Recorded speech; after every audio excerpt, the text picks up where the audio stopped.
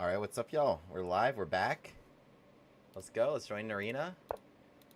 We've also got LICHESS tools today, which is fun. Alright, it's 9:20 here on the East Coast. Oh, 3 plus 2 is fun. 3 plus 2 is kind of legitimate, because there's increment. Hot take. Let's do this.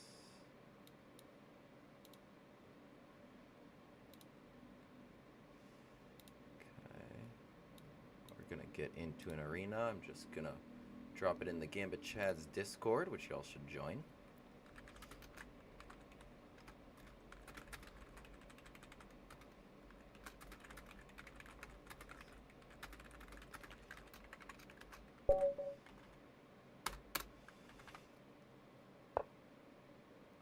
Alright. Whoops. Okay, 1370, that seems berserkable. F4. This is what I like playing against the King's Gambit. D5. We're going to counter Gambit. C6. Whoops, let's mute my phone. Knight F3, not the best move. Although this is all very tricky stuff. Because E4 here actually works really nicely. And now C takes D5 gives me a monster center not even being down a pawn. Now I'll play H6 at this nice opportunity that the knight actually has no good retreats. We'll have to go to H3. Queen H5 is interesting, pinning this pawn to the rook. But I'll play G6 so I don't lose on F7. Probably what they should do, maybe Queen H4. But then Bishop G7 would defend the rook in that position.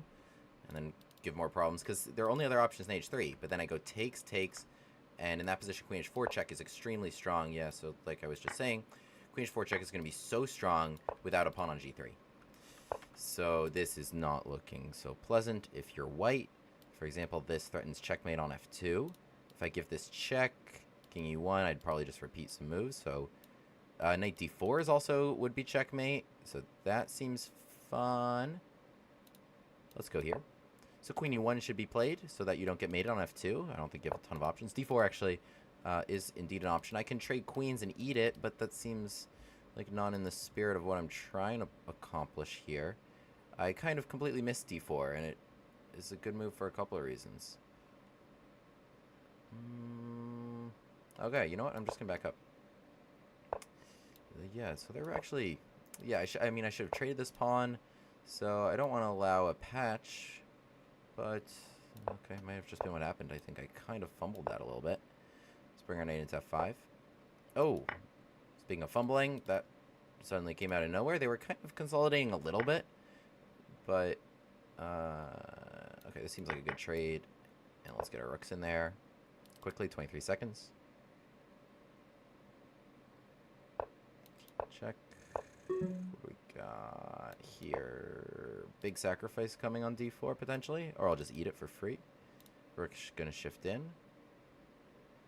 Shifting in seems smart. Let's activate everybody. Sacrifice on D4 is coming. Maybe not at this moment. Doesn't quite attack me. Queen G3, I would probably play Rook E3 in that position, because that would attack here and threaten a queen trade. I say threaten a queen trade. I can also trade queens and check and then eat the bishop. It would force the king to the second rank. That, oh no. Sometimes my opponent just makes not a great move. So, yeah. What's up, Mordar? Pondini? Yeah. LICHESS Tools is indeed in action. It is indeed in action. We've got... You see up here, I can see my online friends and everything. And it's got a couple other cool features. It was developed by, shout out to SideRight of the Gambit Chad's community. Just want to make sure you guys can see everything, right? Okay. Stop me if, you know what, I'm also going to adjust the mic a little bit. I want to talk into this part.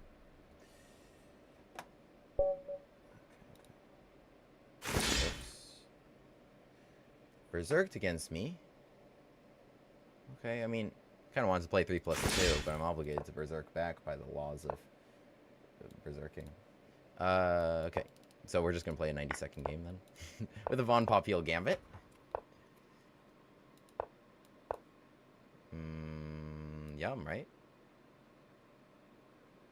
Right, 84 is possible. No, my opponent didn't want to do it, but I think they should have.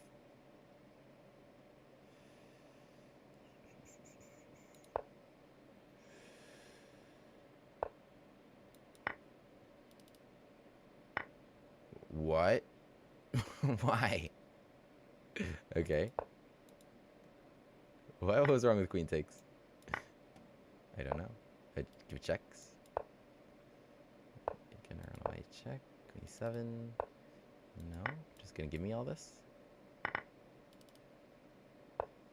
Okay. Bishop e6 incoming. Okay, that's life. That's life.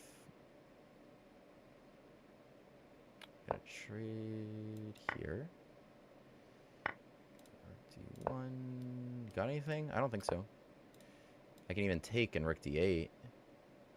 Potentially an interesting idea. It seemed better than it was. I thought I'd really jam in that rook, but yeah, they're probably okay. G6. Okay. Yeah, okay, I just up a pawn. I think I had more. Their rook was really bad. Knight c5. Yum. King f5. I thought I had something here. I don't. I have nothing. Everything's defended. Takes, I had check. I check. But the knight is hanging. I don't know what they were doing. I wasn't threatening mate or anything. I wasn't threatening mate. d4. h3 I'll play, potentially.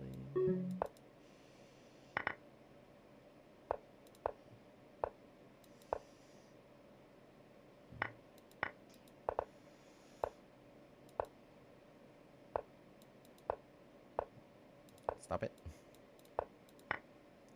Stop bothering me. Go team go. We're all together. Go, go, go. Run.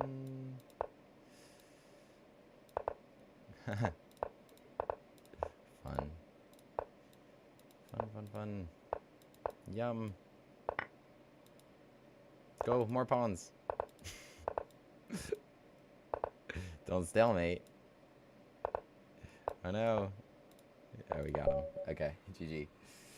GG's there. What's up, everybody? Who's here? More Tarpontini. Lyndon. Yeah, I wanted to don the Gambit glasses there, but it was kind of a little bit of a weird one. Okay, so we faced a Scandinavian, so we hit him with our Von Popiel. The idea of which, right, we like playing here with Bishop G5. Because the point is, if Bishop F5 to protect this pawn, we actually have this nice move, Queen takes F3, if they've already played Bishop F5. Not Knight takes, but Queen takes, and we attack here and here. This is what makes it really, really fun. My opponent just played E6, F3, trying to just... Now it's better because they've jammed in the bishop, and I take the stack and I'll end attack. Opponent just played Bishop E7, takes C5. This was apparently very bad. What did I miss? This was good. Ah, because here they can play pawn takes F6. And they're down a piece at this moment, but they're going to get it back. Play pawn takes F6. I thought taking would have a tempo on their bishop. So, not a good move. Next time we go here, I guess. Okay. Alright, back to the arena. Norwegian Gambit. Tell me the moves. Type the moves in there for me. Type the moves in. I'll play anything you guys say at the first opportunity.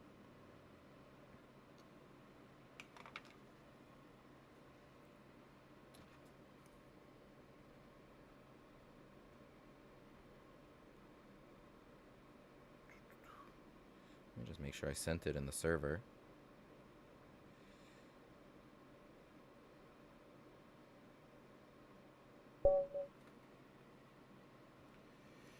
Alright, let's do one without berserking and with actual increment on the clock. C5, let's play C3. C6. Can we still transpose to Yan Yan, potentially? Oh, I need to play G6? I'm not sure that's happening. E4, G6, D4, Knight F6. E5, Knight H5, Bishop E2, D6.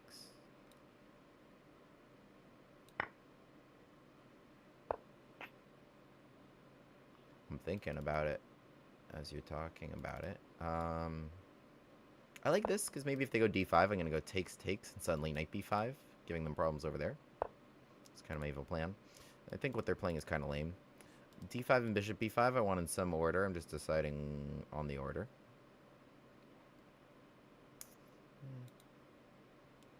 C2 is probably where you're going.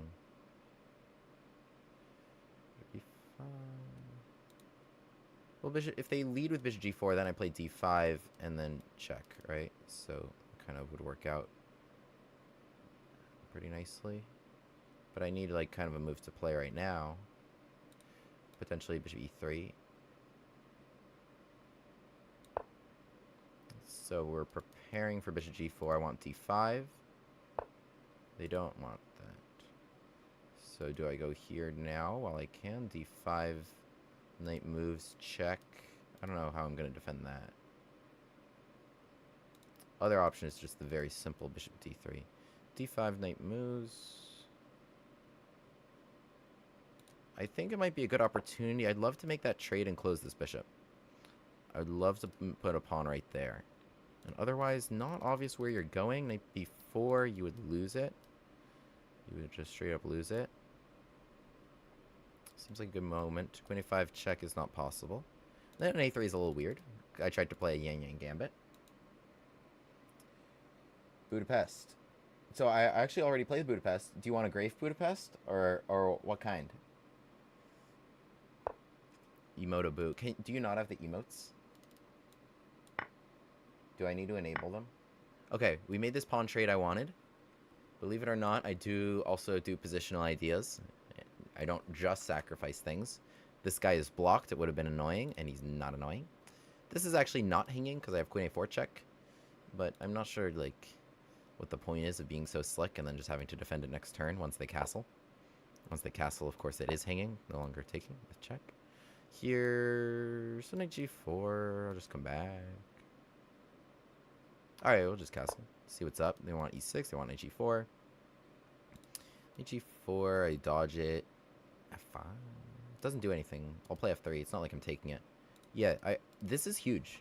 Putting the pawn here was really important. This guy is totally shut out of the game. It would have been maybe the best piece on the board, and instead he's maybe the worst piece on the board. Alright, I'll play rook C1 while I think about what to do. No matter what my plan is, it's going to be a good move. I don't think this was a smart idea on their part. I think the bishop operated well where it was. And now we can pester.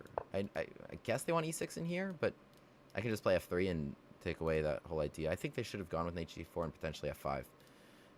Trying to pressure here to free this guy. And if they pressure here, then D5 becomes a problem. Otherwise, very solid. This bishop looks stupid, not causing me any problem. And this bishop is stupid. So I like my position a lot. Knight E8 they have to play just to not lose it. So F4 is on the table, but I do free him. I mean, I could play F4. Knight E8, I guess their next move is knight D6. F4, what are they going to take? I'm not going to play F4. I'm not going to play F4. So, what's up? What do we want to do then? Maybe we'll just like Queen D2. I'll hang out, see what's up. B5, I now have knight A5, I guess. Is this my idea? Probably not. Because I don't think the bishop is good. I mean, they would have to play like F6 not to lose it. So knight D6 here.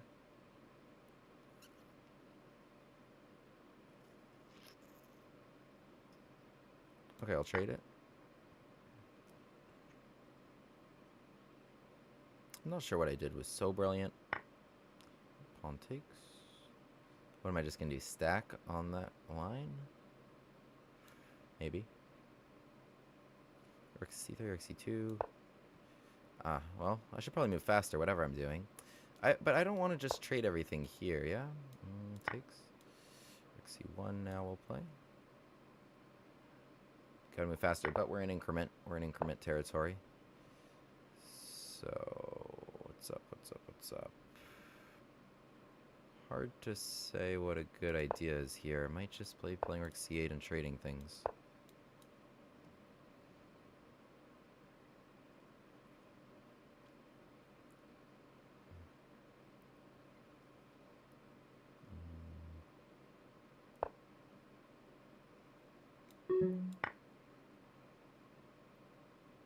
Do I want to take it and go Queen C2?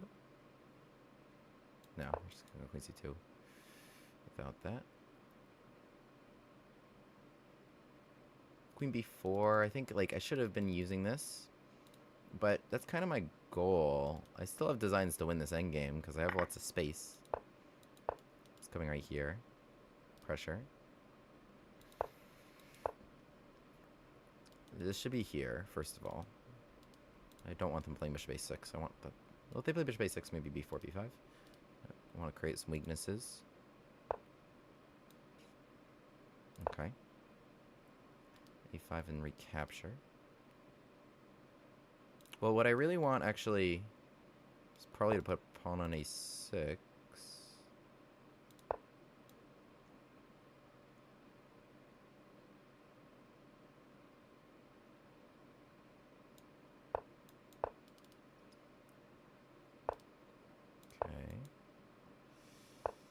See what we can do here. Ah, potentially a path in for our king. He should be here to cut me off, but he's not going to be in time. He is not going to be in time, and we're going to try to sneak in, but there's h5. That's their idea. They're going to try to play h5 and lock me out. So, what to do? In that case... That was smart. h5, and they created this little screen. Maybe king g2, I blocked myself.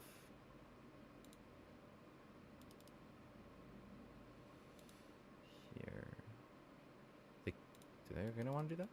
Probably play h3. Here.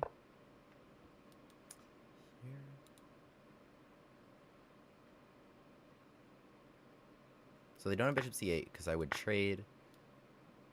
and then take the d6, thanks to the pressure over here. So we're going to try to get in with our king now to g4. I think that maybe was not a good move, because now I have a route. So now they're trying to prepare bishop c8. But they're going to be slow. And now this looks really nice. This looks really nice. This is everything I wanted coming true. In fact, b3 kind of puts them in zugzwang? No, they're not in zugzwang. Okay, let me just come take this guy. Let me just come take him. Yeah, their pawns are on dark squares, which is exactly what I wanted. In dark square matchup, that's perfect. That is perfect. So we're going to play... Oh, well, maybe I'll take this square. I was going to play b4 to just eat the other guy, but before I play b4, let me come back here, take d6. We've really dominated. Our king got all the way in. It was just because of the pressure on d6. We started there, and then we made some problems on the other side of the board. And we kind of outclassed in that endgame. So, my opponent was a good player. 2,000 rated. But, so what happened here is... So I'm a little bit better, because I have space. Just because I have space. I mean, it's not huge. There's no, like, serious weaknesses in the black position here. Right? F4 I could play, but like imagine I played F4 and so like this trade happens. Suddenly this bishop looks good and maybe this pawn becomes a target. So it's not really what I want to be doing unless like it's really kind of the right moment. So I'm just here playing rook c2, just hanging out, taking the c line. And there's not a lot I can do. I'm not sure if the engine's recommending much. There's not a lot I can do. Yeah, queen b4, I think, is something I regret not doing. Maybe queen can be on a3, pressuring here, and continuing to cause problems. Queen b4, bishop b5 as well. Just try to invade over there where I have the upper hand. Black's issue here is their bishops don't do anything, right? This guy's just gnawing on granite, as Joel Benjamin would say. It can't go anywhere. Can't cause any problems. F5, you saw I just answered with F3. Recapture here, and the bishop never caused me any problems with it when a pawn defends a pawn. And this guy, we forced that pawn to e5 early. Doesn't do anything, as I said. So when we get into the endgame, though, right, we get into this endgame, f4, bishop d2, right? Objectively, of course, this should be a draw. This isn't enough to win. Chess has a sizable drawing margin, right? The one thing I have in this position is the potential to play bishop b4 and put pressure on d6. But as you saw, like, that's pretty easily dealt with if you're black, right? So the king's coming here anyway, and they set up this nice screen, a6 and b6. Which is hard to break through, because what they're going to do is they're going to execute the push-past rule. If I play a5, they play b5. If I play b5, they play a5. So they have a nice screen here. I'm not infiltrating. I can't get, like, all the way through with my king. What I can do is set up this nice little pretty situation where the bishop eyes d6. And from there, I'm going to try to also open something on this side of the board. And so having that sort of pressure, and also what I have in my back pocket a little bit, you know, it was just something I thought of at the time. But like if the bishop comes this way, maybe bishop takes b5 and a6 could come at some moment. So I have both those ideas stored a little bit. So king d7 happens, g3, and g5. So yeah, what they need to do, I think they were trying to keep things symmetrical and trying to recapture just on f4 to try and keep it symmetrical, which isn't the worst idea, but I'm not going to take on f4. There's no problem ever going e takes f4. I'm not creating pass pawn here, and like I keep saying, this bishop suddenly becomes freed. So you shouldn't be afraid to just not keep it symmetrical if you're trying to draw the game.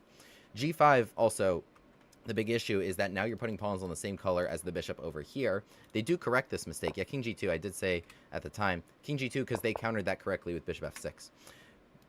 What I need is this bishop to come through in order to clear the route. Right now the route is looking like light squares, and so I feel that pretty well. Like maybe I can get in on the light squares because they only have dark square pawns, dark square bishop, which is not what you should be doing. You should be having opposite color pawns to your bishop so that you can control all the squares, and so the bishop is not restrained by its own pawns like it is here. What I'm trying to do now is king g2. I'm trying to get in, but bishop f6 was a really smart move, and so you see the engine tells you I'm throwing away my advantage completely. So g5, king g2, bishop f6, what it does is that you can imagine king h3, so I'm trying to get into g4 and infiltrate like you saw in the game, but now they play h5. And so with the bishop on f6, they set up this nice little screen, and I can't get through.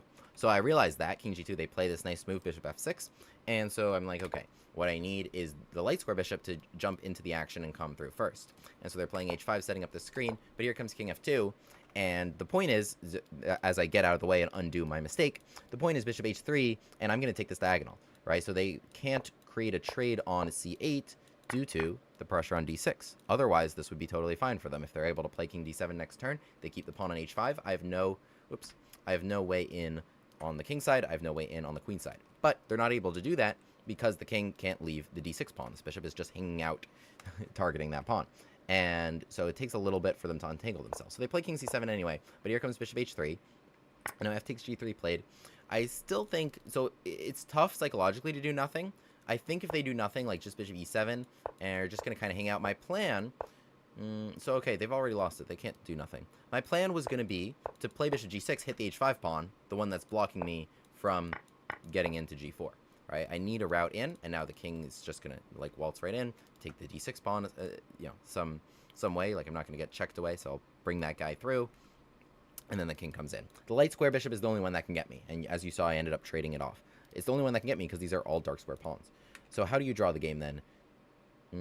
So you need bishop e7 played to overprotect d6 to prepare bishop c8. Now I don't have bishop g6 at this moment. Now I don't have bishop g6, and so if you trade with the pawn still here, it's going to shield my king from getting in. So they have just enough time, if they do this correctly, guard d6, trade off the piece that can make this pawn move, right? It all depends on me having access to g4. So in the game, that's not what happened. So they traded on g3 and played h4 themselves voluntarily, which is the opposite of what needs to happen. Yes, it would have been nice for them to have a pass pawn here, and then to maybe have a route in to do something, but I'm not going to take on h4. I have no obligation to take on h4. All I'm going to do is play bishop f5, and now, in fact, I probably should have gone even a little bit deeper, and now my route is clear. But it's not obvious what to do anyway, because I'm going to make that pawn move. I'm going to make that pawn move so that my king has access to the g4 square here. And it's because, yeah, so they don't really have bishop c8 so easily because of the pressure over here. So I was able to use one weakness to help myself on the other side of the board. So here comes h4, and as you saw, my king now is just waltzing right on through. Very happy to trade light square bishops. That's the only one that can stop me from having all these dominant squares from checking me away. So once I trade light square bishops, it's kind of over. I have these light square pawns with a dark square bishop, which is beautiful. They have a dark square pawn, the dark square bishop with the dark square pawns, which sucks for them, right? So this is the exact sort of matchup I wanted. I traded the set of bishops I wanted, right? If they were able to trade dark square bishops, then they'd be playing for a win, right? Their bishop would be able to attack my pawns. My bishop would only be able to defend pawns and not be able to counterattack. Here, yeah, the king on f5, so like all these pawns are mine. I can take g5 when I want to. In the game, I got something even better, which was getting all the way to e6 and taking the d6 pawn, and everything crumbles from there. So this whole endgame technique really started right over here when I initially created a little bit of a weakness on d6, And then it was all about trying to get a route in for my king as they were tied down a little bit. So, yeah, pretty interesting endgame technique there. What is up, everybody? Mr. Jermaine Howlett, how are you doing, sir? Fajorovitz Gambit. All right, I'll give it a shot. Knight e4.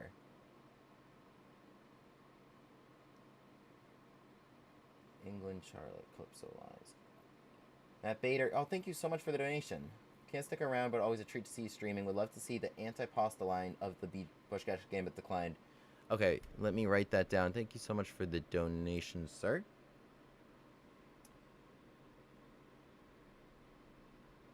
Okay. So I am gonna... I have a notepad here, actually.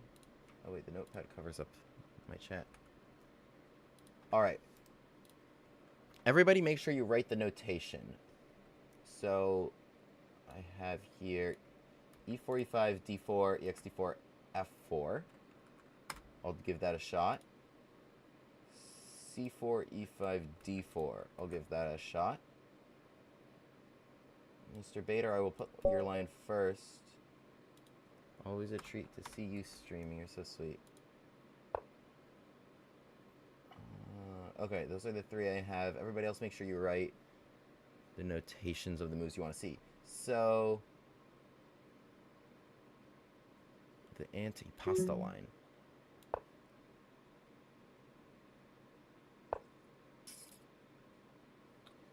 Alright, potentially we can get an anti-pasta in the Pushkash Gambit against Faruja's student.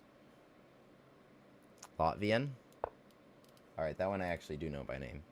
e4, e5, knight f3, f5. I'll write that one down. Okay, wait. This is an anti-pasta line. This is the exact moves I just wrote down. e4, e5, knight f3, bishop c5, bishop c4, knight f6, d3, c6. It's exactly what I just wrote down. It is my first... I don't know what anti-pasta... Because it's... Don't the Italians spell it with a E? Anti. This is spelled with an I. E meaning before. I meaning opposite of. Alright, presumably the point of c6 is to play d5. Do I do it right now?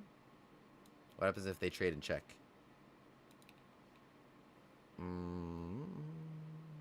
Maybe it seems interesting. I don't know. I'll just figure it out. Maybe not the best idea. What if I castle? I can castle. Daring them to do stuff.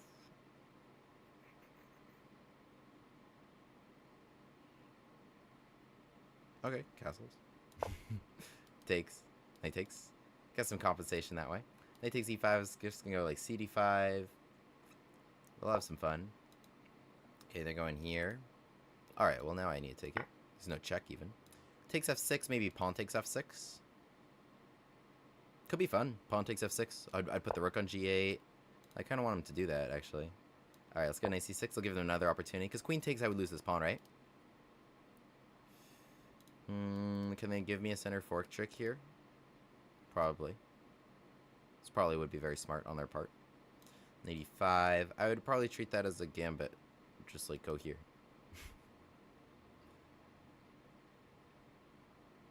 Yeah, knight e5 could move. Okay, but they ignore it. They're continuing to pressure here.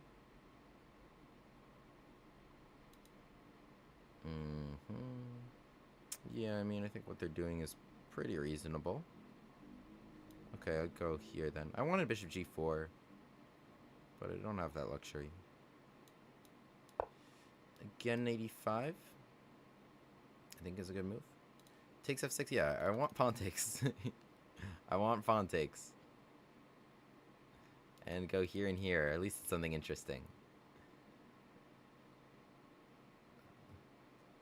Knight e5. Takes d4. Takes queen takes. Well, okay. Takes d4. Bishop d6. They're just doing something lame. All right, let's go queen d6. Let's make you think about. Queen d6 again. No, it's actually bad in that position. Queen d6, knight b5. Then I can Yeah, I mean, I can't just leave this pawn hanging. So my point is now takes d4. I want knight eg4, which would counter attack on h2. Knight b5, then I can come back queen b8. Do my thing.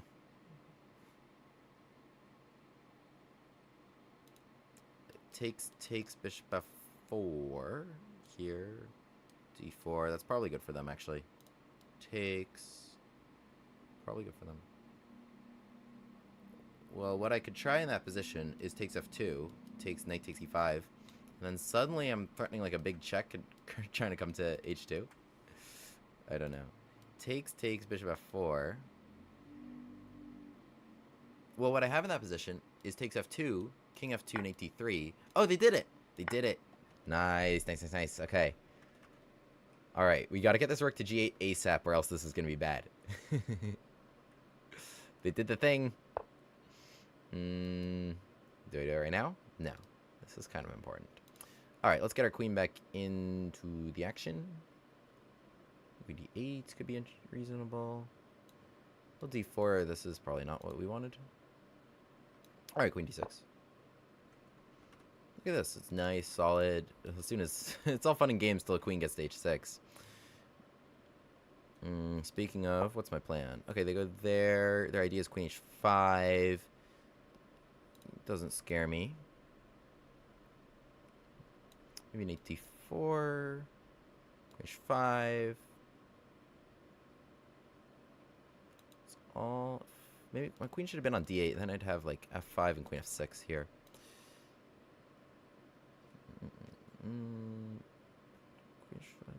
Yeah, I don't know what I'm really thinking about. Here, rook g8 should just be kind of on autopilot. You got to get off this file. Knight e2. Okay, so they really want the square. Rook g8, knight g3. I could just kind of take that square away with a simple knight e7. Okay, rook g8. I mean, it makes sense. Them wanting the square. I get it. So I'm trying to take away their dreams. So rook g4, knight f5, and just kind of stack. I think the best move here is rook g5. Because I want to bring this guy into the game. Always, when in doubt, just look at your worst piece. Like, yeah, I could move this knight again. I could move any piece again. But, you know, got to look at the worst piece. And rook g5 takes away kind of their main two ideas. And I just want to double. So here... Right, they could play... It's 3+2, right? We're good. We got increment. Okay. d4 is... No, it's nothing. I control it. They could play knight f3 to support d4. Do I want to sacrifice? Take, use the pin? Probably not if I'm about to lose that pin. So... Well, it could be interesting if I land with queen takes g3. Okay, let's just back up while we think about things. I have a lot of ideas here. Play queen d7, rook g4... Well, oh, I had bishop g4 last turn. It's actually very effective. Well, it was better when they really didn't have f3. Now they sort of have it? No, you don't have it. You don't have it. I have d3 check. d3 check. Bye-bye, queen. Got him, got him. Boom.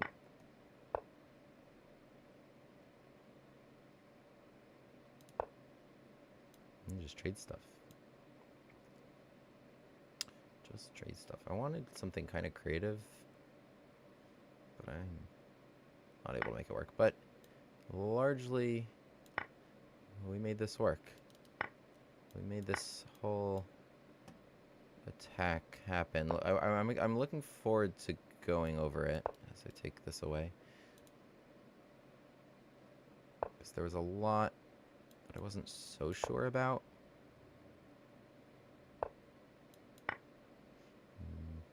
But it's an interesting idea because it's against kind of the most annoying line of them just totally declining the bush gas, right? Trying to get here. And it keeps it spicy. Keeps it spicy because I liked my position out of the opening. I can take it. I liked my position out of the opening, and my opponent played pretty reasonably. My opponent played pretty reasonably. So let's have a look at the new way to play against the most boring bushgas option for white. Because when my opponent, well, I'll go over all the fun lines where they can take e5 and then we sacrifice stuff. I'll go over that in a moment. Or bishop c4, knight f6 is how the game continued. Knight takes e5 looks like a super good move, right? How would you not play this? And I'll even turn on the engine to tell you how good it is. Taking f7, threatening f7, and then also next move just going to be d4, taking the whole center, attacking the bishop, being up a pawn. What could be better? The point is we play knight c6, giving f7 in multiple different ways, and preparing to sacrifice ourselves and have a ton of fun. But let me show that a little bit later. In the game, even castles, we can have some fun with the aggressive knight takes e4, which I'll talk about also in a second. But my opponent just playing here d3 really is just like, okay, well, we can transpose to an Italian game, which is just super duper common position, like 21 million games here. I just opened the database, and also a ton in the Masters database in this position, because typically it comes out of, you know, just being normal and defending your pawn, and it's a direct transposition to, like, okay, this position, right? Something like this. But so really there's no other great option other than being super equal by playing like either d6 or knight c6. But we're talking about an interesting gambit here of just playing c6. Just playing c6. My opponent, again, for like the fourth time this game, opted not to play knight takes e5. But this could have potentially been interesting. So c6, obviously the point would be to play d5. There's no other point. E takes d5, and okay, let's just castle, because I don't like that this comes with check, and I feel like maybe it gives them some stuff. So I castle, you castle. I was looking at these positions in the game. Here, bishop b3. Do I get anything? Do I get anything? I think what I get here, for example, like, so let's say you play knight c3. Okay, bishop g4.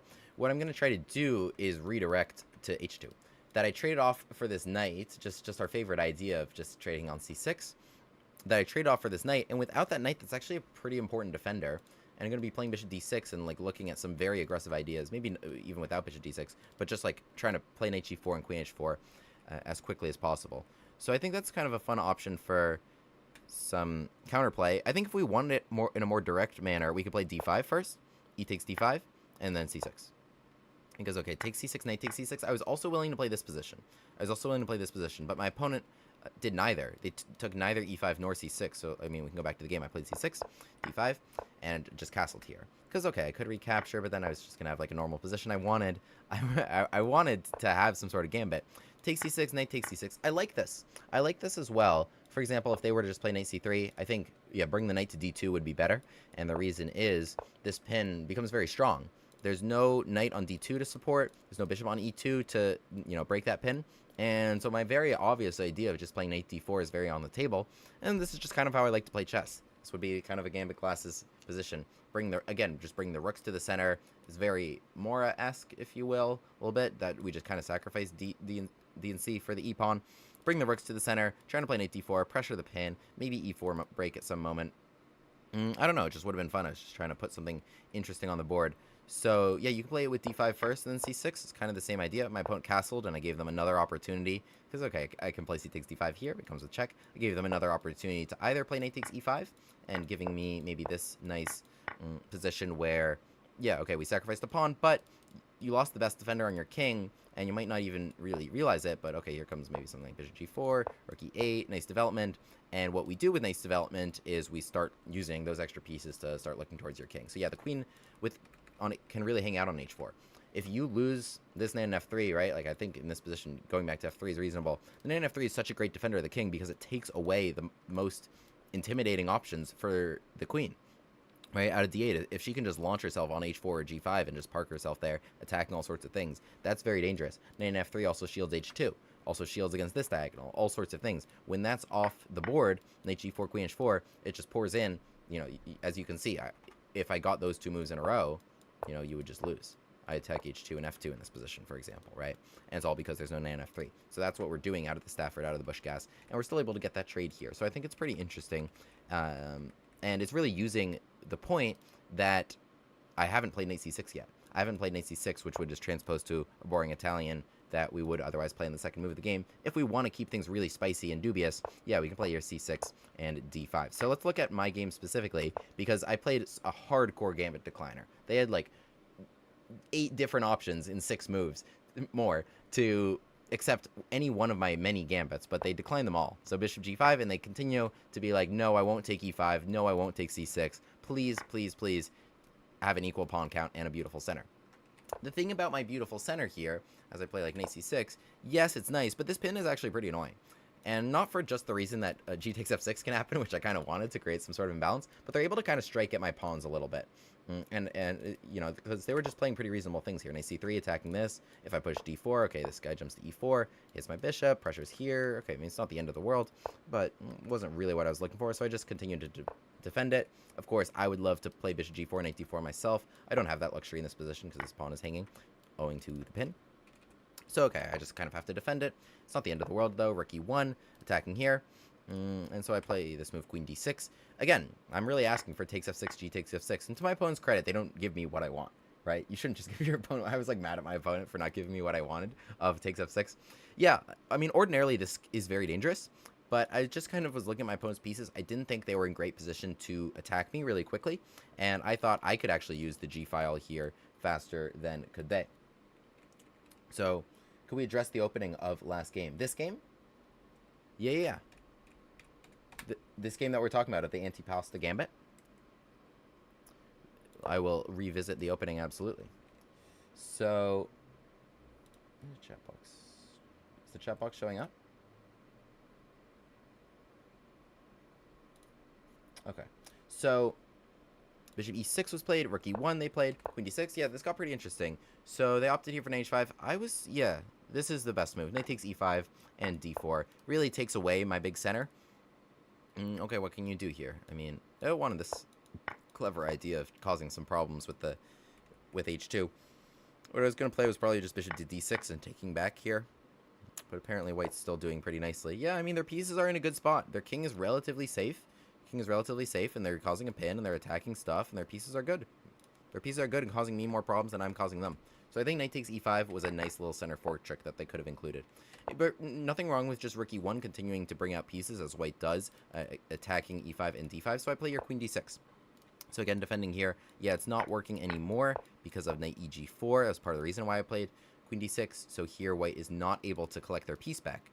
They're not able to collect their piece back because they're going to have to deal with h2, and then I'll just slide out of the way.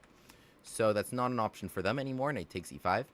And the engine is recommending bishop h4, bringing it to g3. That's a very interesting idea, and a very good one, probably, because then you're threatening e5, and then potentially putting d4 on the table using the pin, right? It's going to make excellent use of the pin along this diagonal here if I don't have e takes d4, because this bishop will take my queen. Bishop h4, bishop g3, not something either of us saw.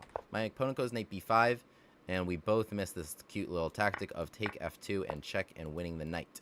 So, whoops. I just play queen b8, and takes f6 finally happens. Yes, this would have been a great opportunity for white to play d4, and it really kind of breaks my center. This knight on b5 is an important defender for this one moment before I have a chance to play a6 and kick him away. But yeah, they're able to play d4 here, and if they're able to open up the position, then that's not good for my king. A very open position, like imagine like these pawns, like imagine a position without like these 4 pawns.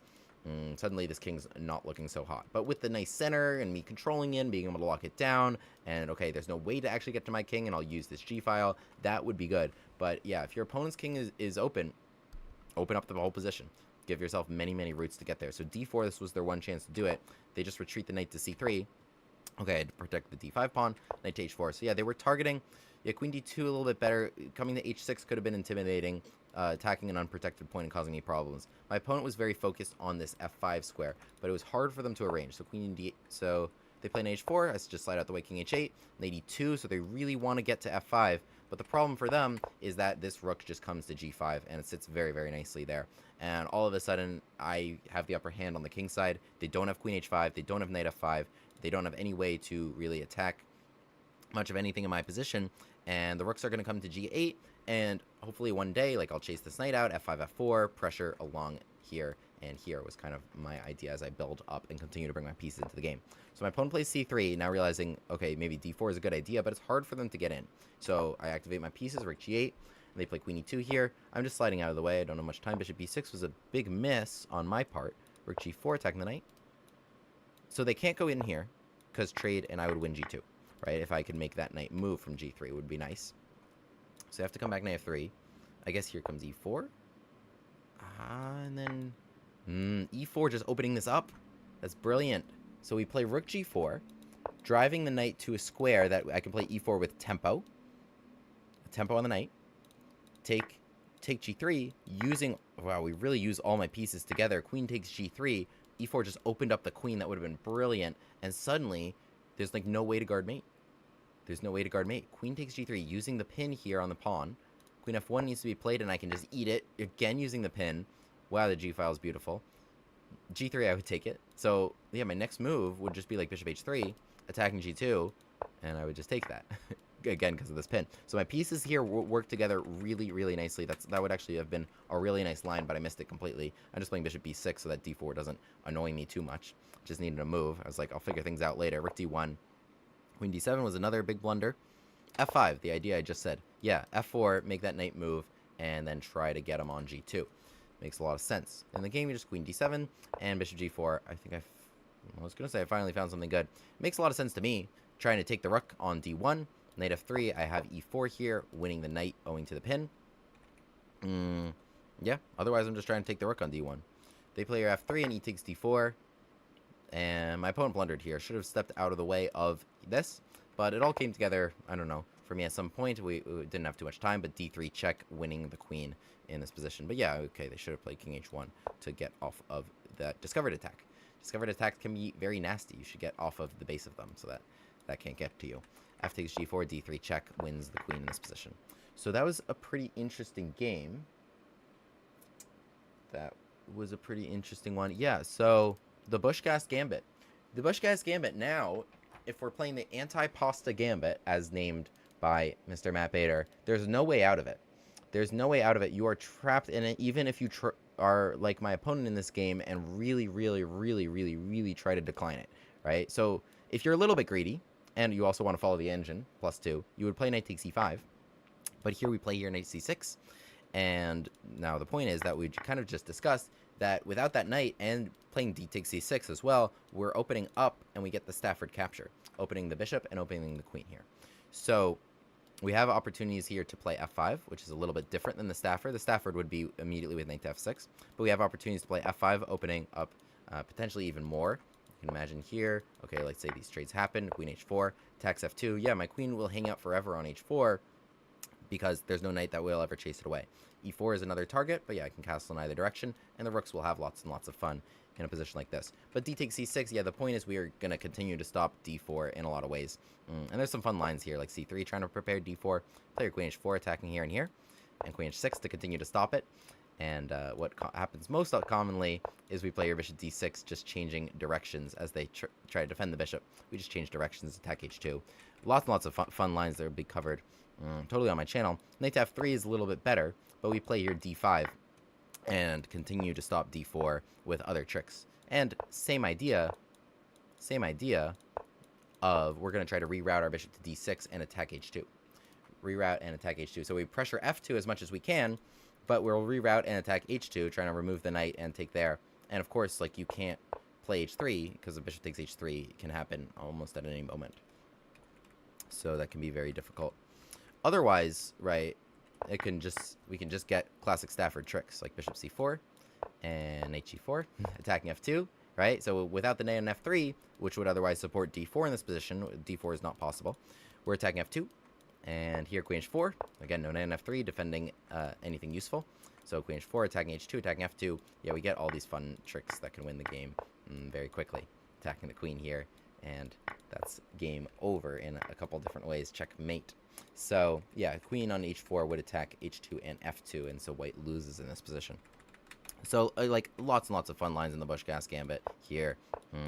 This is the best one. This is my favorite one. This makes it most distinct from the Stafford Gambit, where, yeah, we can give the f7 pawn because we'll have counter sacrifice on f2 and queen coming out to h4. Just crazy, crazy lines that are a ton of fun, and I have an excellent win rate here. And yeah, like I was saying before, castles, we have knight takes e4, which we can play. And yeah, I mean, if you're not smart here, like, okay, like, let's say you just, I don't know, a lot of people play like c3 first, like thinking it's like a Joko piano. But yeah, knight takes e4, yeah, we can take on f2 again. Play d5, e4. This is actually extremely, extremely good for black. It's extremely good for black because we got 2 pawns and the rook for bishop and knight, and they're not able to develop anything over on that side of the board. So these lines are really, really strong. The one line that they can get was d3, stopping knight takes e4, not going for any craziness with knight takes e5. They don't want to get out prepped. They don't want to face all these cool lines. They want something reliable that they're familiar with. But so what we can do is we're gonna maybe try to play the anti-pasta gambit now. I'll give this a shot. Just play d5 and c6 in some order. Any order will do. And yeah, so if they play pawn takes c6, they play pawn takes c6, knight takes c6, and bishop g4, I think this can be a lot of fun. Just bring the rooks to the middle of the board. Of course, it's dubious. Of course, the engine's not going to be a huge fan. But if you just want something fun, I am all for it. And if they eat this guy, then I like this line of playing knight c6 and recapturing over here. So recapturing on d5, playing knight c6 and trading off over here. And then, again, they don't have the knight on f3, which means it's time to attack in this general area. Let's put the queen on h4 and go for it.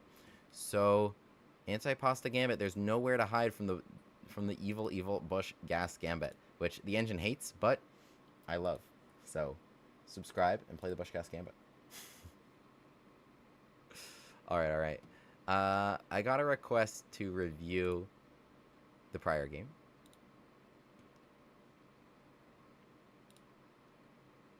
Review the opening from the prior game, specifically. So, Mr.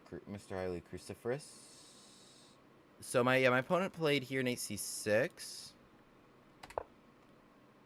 against the Alapin. Whoops.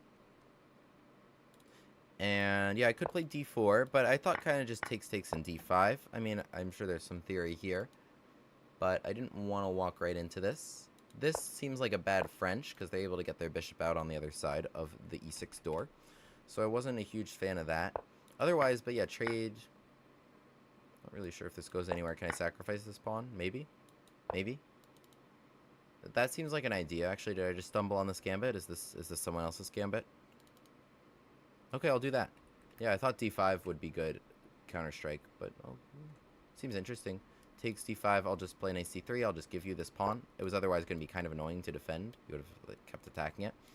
Okay, take it, I'll slide out the way, and I'll attack your queen. Bring the rook to the middle, have fun. Done. Didn't need any more convincing than that. So, okay. I played here knight a3 because I was like, okay, maybe I'll still get like a yang-yang gambit because I thought d5 would be a good move. But I'll play d3, bishop f4. Get a yang-yang gambit like this. But I like that. Check the study. Oh, is this on the study? Is this on the study? Can you ping the link to the study right there in the chat?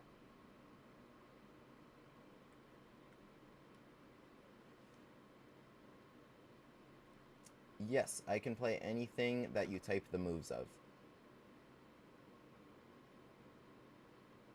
Oh, c takes d4. Oh, knight f3. Wait, so d4 takes knight f3. Knight f6, cd4. Ah. I like this. I think here, if I'm black, maybe d5, right?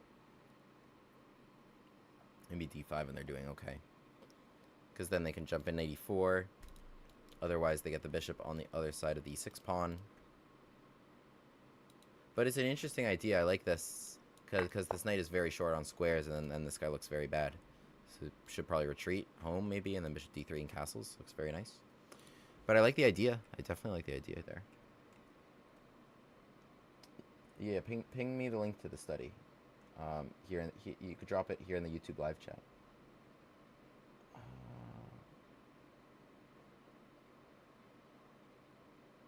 D4, E5, D6. Okay, D4, E5, DX, E5, D6. Alright, so we played that one. Anything you guys want me to play, just type the moves for me. But let's continue playing chess. Glad you guys enjoyed it. Yeah, let's continue experimenting with some fun and weird openings. Love that. Alright, I'll play 5-0 so it's long enough for us to discuss them.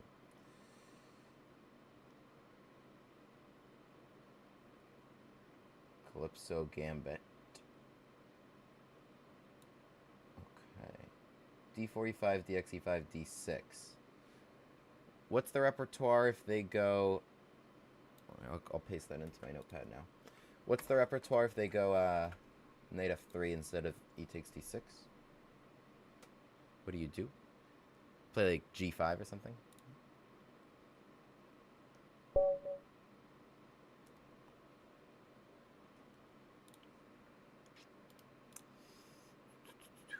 What requests do I have right now?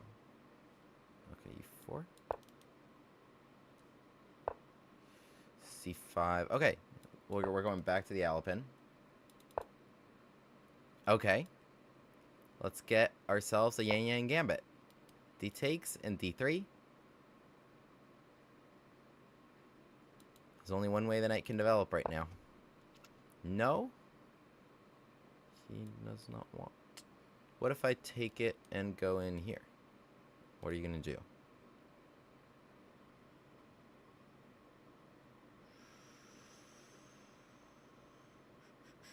I guess the queen backs up.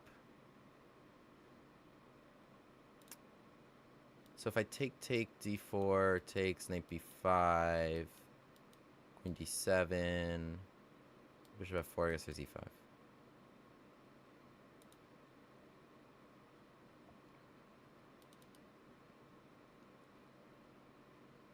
Alright, let's just play your D3. Seems kind of lame.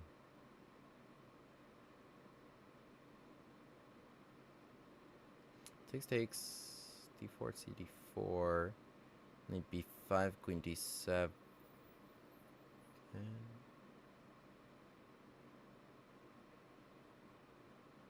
Okay, let's play D3. Maybe they'll take it and I'll go here. Of course they don't have to. They don't have to. They can just do something else. In which case this probably wasn't the most useful. Yeah, you could do something else, right?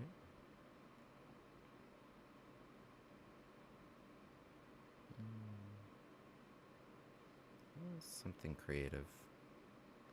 I mean, otherwise, like, I should just play queen c2, right? Should just play queen c2 and play around it.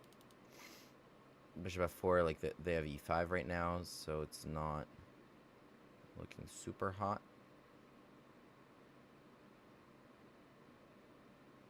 I'll play queen c2.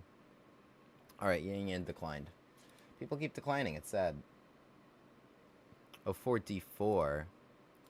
So d4, what was the idea? Takes ed5, queen d5. But then I didn't really see what to do. Knight b5, queen d7? Maybe knight f3?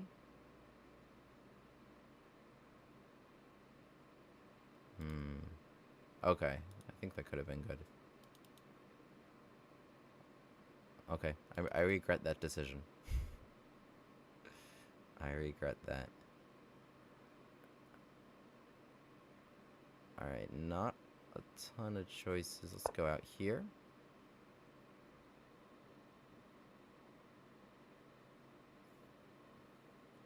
And knight b5, bishop d7. So, okay.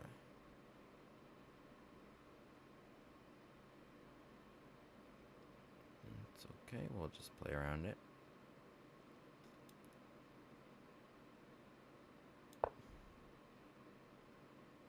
Bishop g2, we'll put some pressure. Honestly, black's probably better here.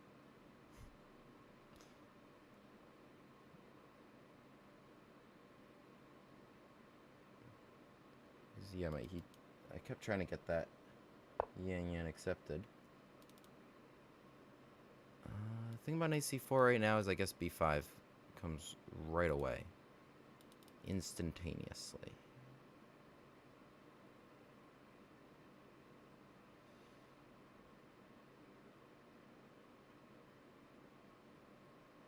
This is an interesting idea to just go here. Just go there directly.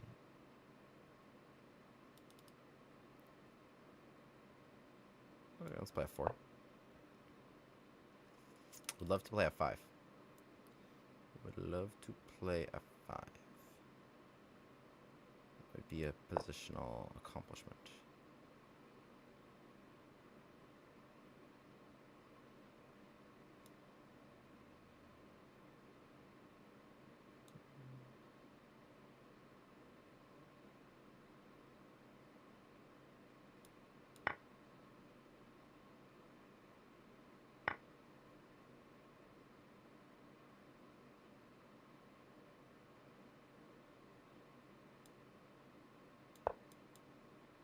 Thought this was interesting.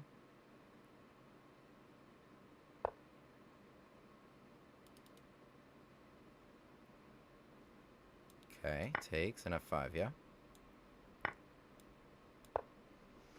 Alright, we traded the light square bishops. Light square bishop otherwise would have not been a great piece. Now, from here, we go. Knight F3, H4, G4, G5. My idea is simple. Attack. I think my opponent has the same idea. No. What if we closed all this? Squeeze me. Squeeze me.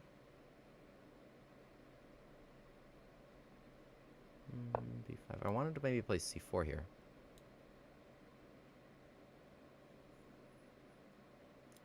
Trying to close this. Check. King E2. King's fine on E2. Knight B4. Just move. Ah, beautiful, beautiful, beautiful. Lock it all up. Okay, what, you want that? I don't... That's fine. Lock this all up. My king will be over here in Safetyville. Your king will be over here in Attackville.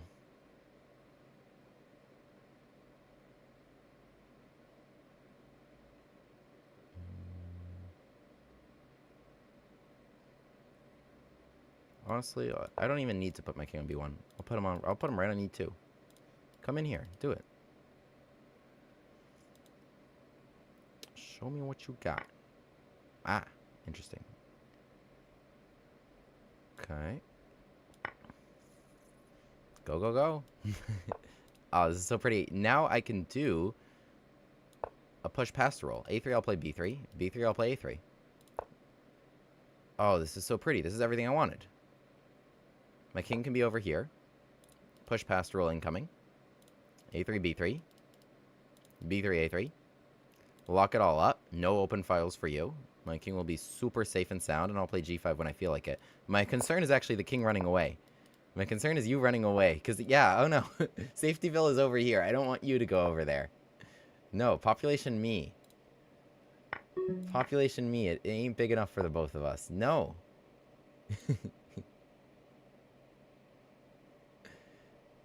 Let's... Okay. Don't... Come back. Come back.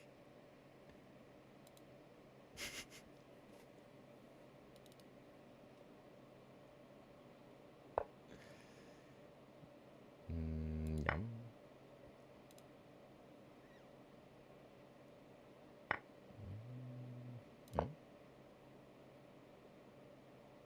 This town ain't big enough for the both of us. Here would be cool. Here would be cool.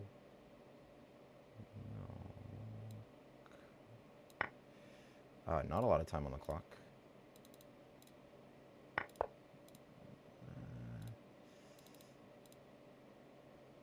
We'll probably be okay. Running away over there.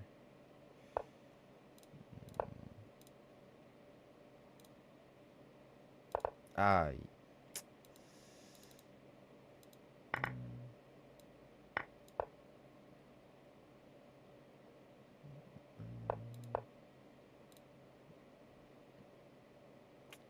Could have done that better with a little bit more time.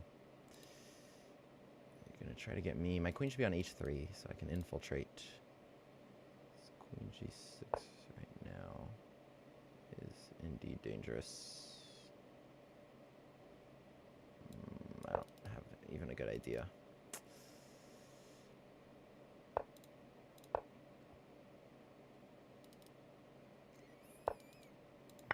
Nah, I could have done that so much better. I'm just gonna flag here. Unless king e6. I was gonna... I had some fun stalemating ideas. Okay, I'm just gonna flag here. I achieved everything I wanted of locking this all down. I mean, this position's so pretty and it should have been killing. Like, I'm totally locked down. I just didn't have the time on the clock for it. Oh, just g6 here, hitting the rook and just taking it. My bad. Okay, at this point, they've already managed to run away. Yeah. So the opening should have been played with this interesting line d4. So I guess takes d5, that's fun. I like that. My concern is takes here. And knight b5. It makes good use of this idea, right? We drew the queen away from her defensive c7, so that's a big threat. Gotta come back. No, here like knight f3 or something like this. Seems interesting. Don't really want to trade queens if you're black, if c7 is a big problem. So this seems interesting. Probably a6 and they can just chase it away. But, okay, it would have been fun. It would have been fun. So they decline the yan-yan with knight c6. Otherwise, yeah, the yan-yan is a lot of fun with bishop f4, queen e2, and castles. Yan-yan is a lot of fun like that. It's included in my own video. Oh, brutal. And I forgot my own line. That's brutal. Okay, that's pretty embarrassing. That was a pretty embarrassing game, all told, especially because of the last thing you said. My bad. Thank you for the corrections, Mr. Cruciferous. What are the colors on the eval bar? I have LICHESS tools enabled. Oh, wait. Speaking of, let me edit my own stream so that my stream shows up on LICHESS.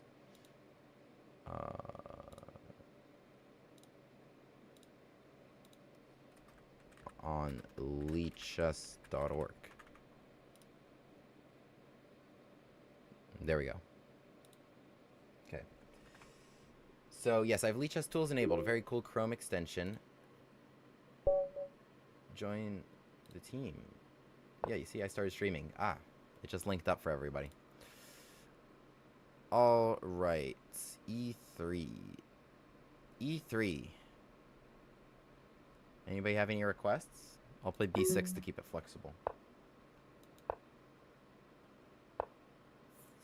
Whoa. Nice night, dude.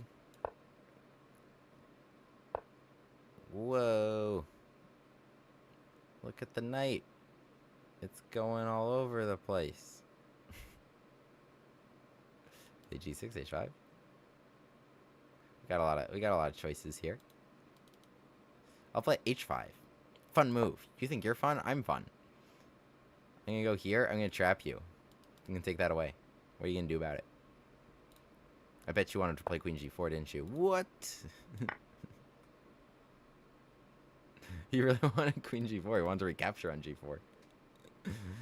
Ah, man.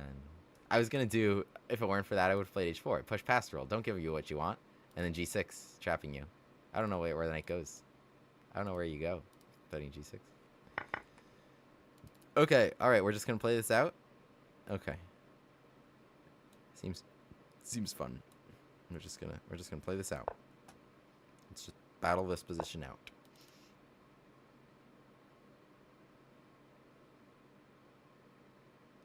What do we got? I got something creative here. An H6 takes bishop F3. G6 takes rook H2. Have fun. I don't know. Let's bring out some pieces. Maybe get our king castled. E4. I don't.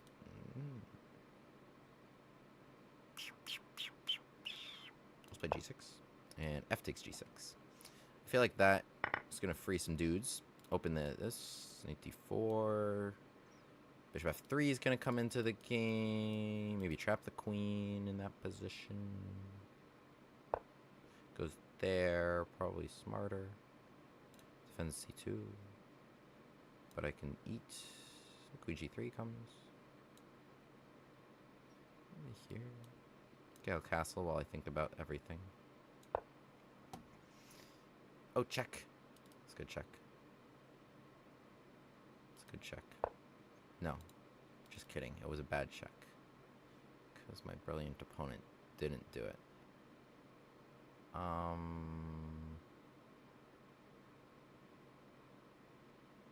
Bishop f3, knight d4, and make the knight move and checkmate. That's kind of my dream. Can I make it all happen?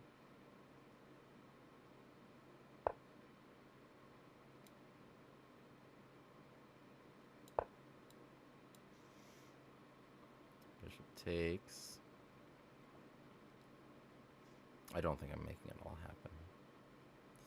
I wanted, yeah, bishop there and knight there. I need you to move.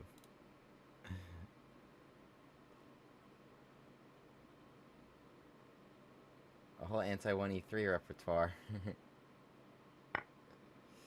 Ooh, spicy. Queen takes g6. Okay.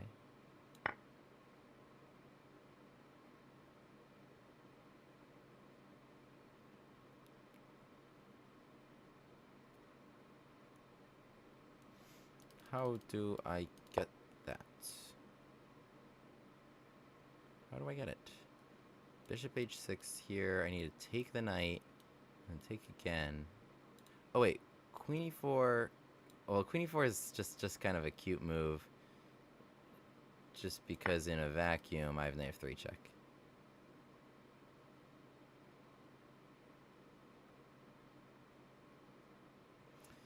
In a vacuum. Not sure it's the right use of that, but it sounded cool. I can eat the queen. I can do this. Takes. Okay. Seems fun. The queen's still hanging in all these lines. It comes with a check, though. My rook's hanging, my queen's hanging. Knight's hanging.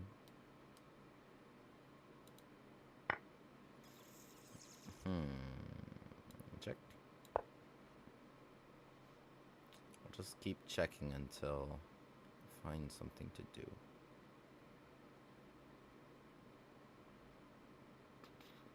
E1 here. Takes. What we got? No, I need to go here. Defend the rook, threaten, take.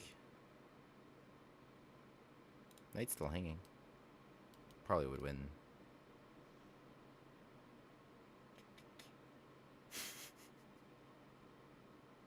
Thank you. Have not changed. Yes, so today we became kickball champions of the world. No, of my adult rec sports league. We won mainly because the other teams did not show up.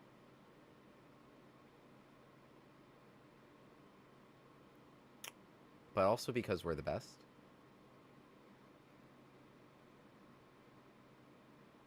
So, yeah. It's my greatest accomplishment, really.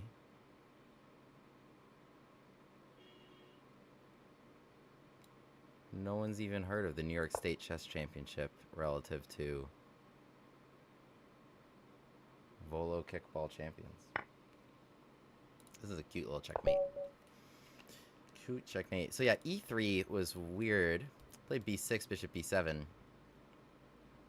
I like that. I don't know, the bishop did good. Bishop did a great job. he took the rook and then came back to aid in the checkmating efforts. So it was fun. Any other lines you guys like me to play? What are the colors on the eval bar? I actually don't really know. We're playing with LICHESS tools for the first time. I can include that in the description. What were the colors on the eval bar? Not really sure. I'll go back to the game. Eval bar. That's actually a nice little feature. Oh, Silverback HQ is also streaming. This person that I'm playing. They're also streaming. Okay, e4, e5. I had a request to play d4, takes, and then f4. Not that I really know why you would do this. but somebody asked me to do it. So, bishop c5. This seems problematic that we've just opened this diagonal. I might just play bishop d3 to close it. I could play c3, but then takes. I'll play this while I think about what to do. c3 takes. Seems like we just made this problem worse. I could attack here. Bishop c4, d6. I think they're fine. I kind of feel like I need to defend e4, but I don't want this to come. I could try and get my pawn back. That's probably not in the spirit of the gambit. I should put on the gambit glasses. It's not my gambit, but it is a gambit. Alright, well, if I'm never playing c3, my king can go here. If this pawn never moves. So, play e5 and try to checkmate. I think first step is making sure there's no knight b4. We'll see what they do here. d5, e5, but then potentially bishop f5, and they're doing okay. So I need something creative. d5, e5, bishop f5, I think is good for them. So d5, I would play b4, bishop b6. Play just d6. I want this open, though.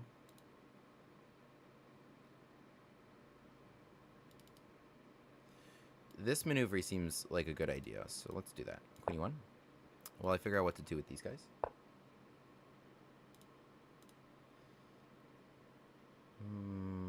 Queen h4.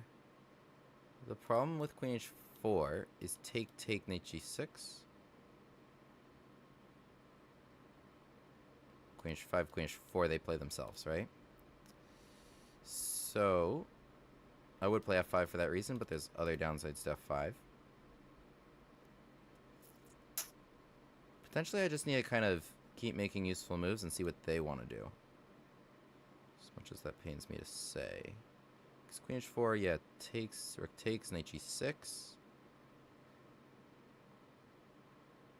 Alright, let's just go knight d2.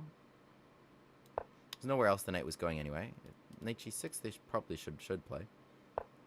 They just play h6 themselves, but now, if I play queen h4, takes knight f3, knight g6, now my queen can live on h5. This is a big difference between that and the prior line. Also, f5 is more compelling. Maybe I should just... Maybe that's even better. f6 is on the table immediately. Alright, well, we're really burning this bishop by blocking that diagonal, but new ideas is going to be this bishop. Kind of a shame I played knight d2, actually, because f6 and this is going to be really strong. In fact, f6 is probably my move right now. Do I take an f6 or just f6? Oh, baby. Here we go. Yes. Fun times are ahead. Alright, f6 I'll play first. Yeah, this can really come out of nowhere, and it's a strong idea. So they actually ignore it completely. Let's take it. Okay, we want to combine this. So, how do we make our dreams come true? Probably I need to eliminate the knight on e5 that guards everything. So let's take it once. This knight on d2 is not really doing anything. Pawn takes. I don't think that was a good decision. I think knight takes was better. Because now I'll just play something like knight b3. Attacking the bishop, and we just opened up on h6. And not being down a pawn, I'm obliged to remove the gambit glasses. Takes, there's queen h4. I can pressure f7. It takes, there's queen h4, yeah? So if I pressure d3, it doesn't really scare me.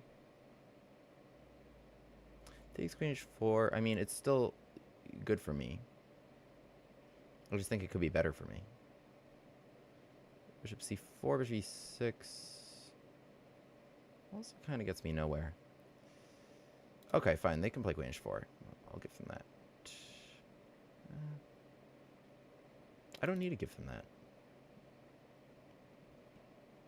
I'll just go here. I'll just attack f7, then I'll take h6. Alright, really can't move this. Oh, I really want to move it, though. Alright. f6 I don't think was a good call. I think if they defended it with bishop e6, then they would have had this resource queen h4, which would have forced a queen trade. Now the queens are staying on. I'm just down a lot on the clock. I am aware of that, believe it or not. In fact, even better was queen g3. And there's a lot of targets along this diagonal. So they play bishop e6 now. We're locked in here. Queen g3, king h7, h4. Ba-bing. Okay, we need to use other pieces. These pieces are locked out of the game completely. So, what do we do with these guys? Let's play bishop c4 now that they block this. That light square bishop for them was very good, and now it is gone. My light square bishop was doing nothing. Pin. But even if they didn't lose with d3, I was going to play queen g3, attack the knight, and then coming in here, rook was going to come across. There's just going to be too much damage down the g and h lines. I mean, we've torn open this king. And now it's time to come in this general direction. So here we go. Let's start them off with an 83. An 83 is actually a very nice move. Very low on the clock here. 85, let's play. Bishop e6. No, I can take the queen with check and rook e3. So, yeah, we're good. And next move, yeah, knight's hitting here and here. So we just need a not flag.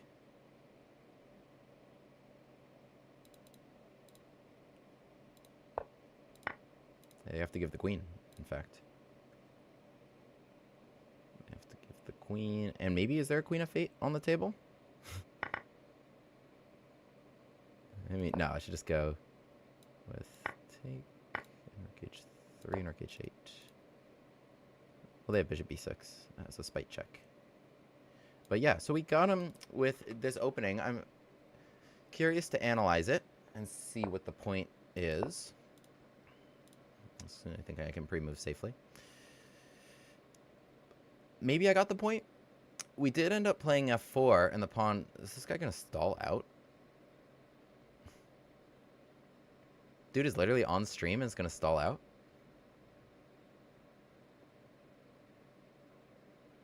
Wow. How long was that stall?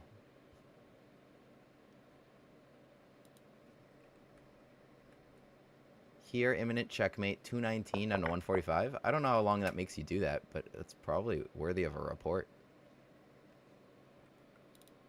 That's crazy. Oops. I meant to click on his username. But yeah, let's have a look at this opening. No, I have absolutely no tolerance for stallers. Stalled when facing checkmate in 1.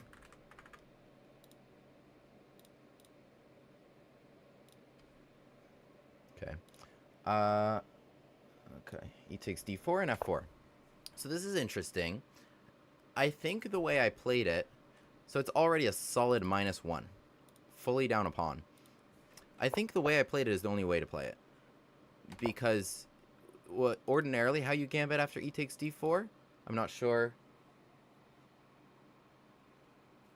Oh, GG and thank you for the game. Oh, that was very nice. Oh, well, I'm actually maybe sorry about this. Yes, good game. I'm analyzing it right now. Whoops, no way to undo that. But, sorry about that. So, this is an interesting opening that I got as a request from one of my viewers. So, bishop c5. No, I didn't stall. I considered my options and didn't have any after a good think. Okay. Okay. I'll take you at your word. Good game. All the best. Anyway. Okay. Bishop c5, knight f3, knight c6, bishop d3. So, I need to blockade this pawn, as otherwise it's, because where's my king going? It's hard to castle queenside, because I've got a lot of pieces in the way and no obvious development squares. And the fact that I've played f4 does not couple well with c3, right? I've played f4, and then I'd just be down a pawn and have to deal with this diagonal opening onto my king. So really, I feel the only way to play this is with bishop d3. Hello from Edmonton. Hello to you. Oh, Canada, baby. Knight ge7. I think that makes a lot of sense. I think that was totally fair. But I think what they could have done that would have been a lot better for them is d5. So I play your a3, stopping knight b4. d5, e5 looks good. Looks like everything I wanted. Suddenly I've opened this diagonal. But I think now they have bishop f5 right away. They have bishop f5 right away. And that kind of takes away my lone source of play. I don't know what else I'm doing in this position other than just being down a pawn. Queen d7 comes to fortify the f5 square. It's not like these pawns can really roll. And rook e8 and f6. So I think that would be the best antidote to playing against this, because this bishop is very strong. Either play knight b4 and get it, or if they take that away and spend the tempo with a3, you should have a moment to, if developing knight to e7, play d5 yourself. Am I missing anything? I don't really think I am. Because, yeah, e5 bishop or knight coming to f5 is very strong. Knight e3, it's brutal. So, yeah, you just need to play your knight d2, and then I feel like after this being traded, that was kind of the whole point, having these pawns together. So,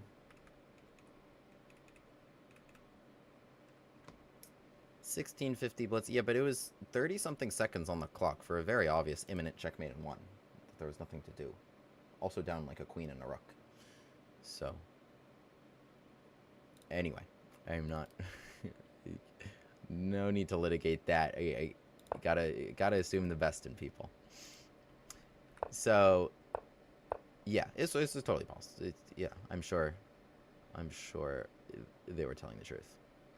My apologies. So, queen e1 was my next idea here. Yeah, so they play your d6. So I do have this nice little setup now. I do actually think now this gambit becomes very interesting, because I played a3, taking away knight b4. So I have like b4 expansion ideas. I can do all this if I really want this pawn back. But now these pawns suddenly look very nice. My opponent did not challenge me. And these pawns look very nice, and I can kind of look towards this general part of the board. The knight's on e7, not f6. And the other idea I'm using with the pawn being on f4, Engine wants me to go for f5, f6 right away, which is kind of interesting. But I wanted some way to... Yeah, I didn't like d5. I guess I have f6, right? The other idea I have with the pawn being on f4 is the queen maneuver. So the queen can come to e1 and h4. So that's kind of what I'm looking at is... Okay, I can't get in this way. I mean, it's an idea I use a lot whenever the pawn's not on f2, is zigzagging across here. And just putting my pieces in aggressive squares. So bishop g4 and knight d2. Anyway, we were able to play f5 and f6. And I think from here we had kind of crashed through. You know, once we're able to achieve f6, I'm not sure... Yeah, I played f5. It's hard to stop, right? If you play f6 yourself, you know, I'm always kind of able to attack around this. Now threatening bishop takes h6. So I think one of the main ideas of f4 is actually, like, if the knight comes to f6, then yes, e5, attack the knight. Then look at all these nice ideas on h7. If the knight's on e7, then yeah, f5, it's a nice idea. You know, this bishop's not a big fan of it, but the bishop's really just blockading this anyway. And it opens up this idea and also trying to play f6. Okay. Fun opening. Thank you for suggesting it. I'm actually not too sure what it's called. But I appreciate the suggestion. Comment a new opening.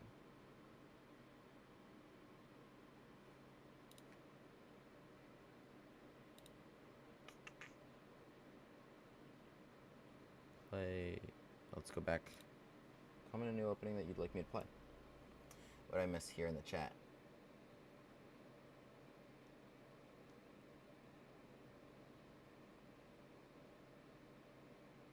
If I run into the Caro Con, e4, c6, d3, d5, bishop f4.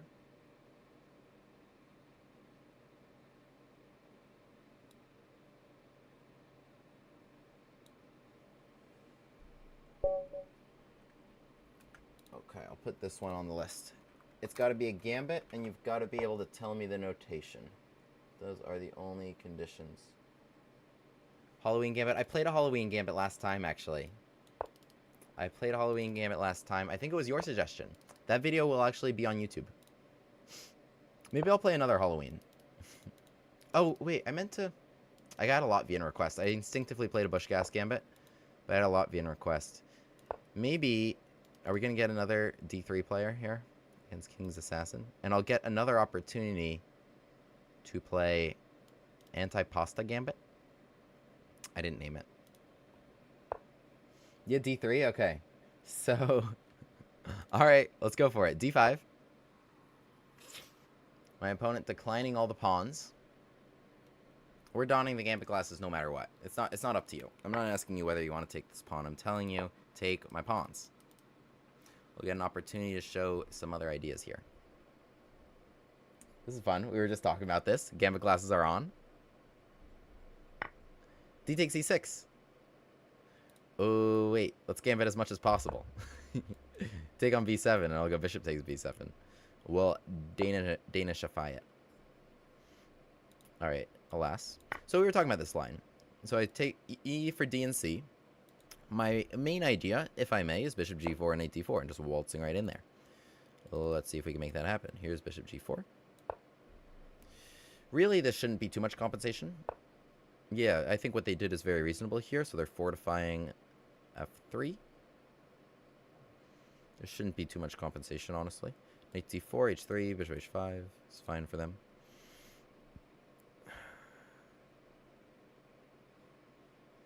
What can we do?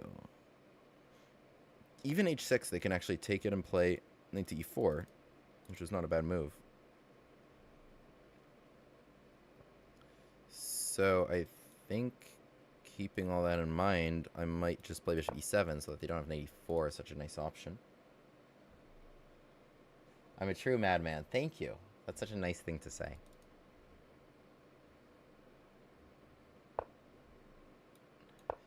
Unironically, that's a nice compliment. Yeah. So, I mean, yeah. I mean, I could have just played, like, they wanted to transpose into a boring Italian with Knight C6. But we're talking about this interesting gambit where I'm just going to sacrifice no matter what. Just, I don't know. I got my gambit glasses right here. I want to put them on, even if they keep not taking on E5. So do we have anything for the pawn is the big question. We managed to be down a pawn. Success. Now the compensation part. So what we have is kind of vaguely... I assume this is a solid +1. Like, that there's really... should be nothing objectively here. But...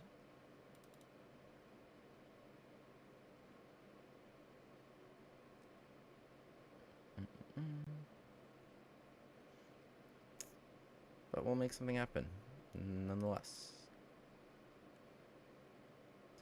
Alright, rook C8, or I should put the queen somewhere.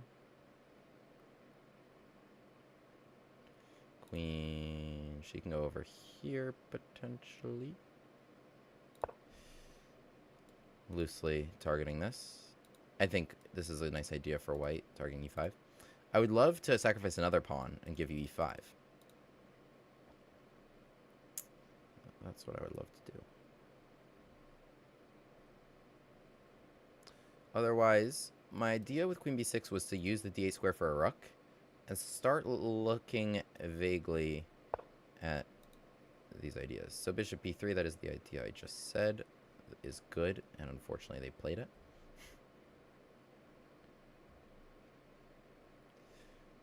Unfortunately they did do it. Takes Knight D4, Knight C4. Queen moves. Okay, let's play something simple like... Okay, let's go A to D8. I'm really trying to sacrifice this. Knight C4, you can have it. You can have it. I want E4 and Knight D4. Some combination of the pressure along this queen. Ooh. Ooh, things just got spicy. Love it. Take here. No, let's come back.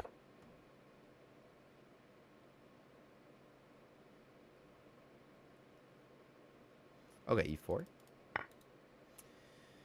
So, we managed to lose the pawn.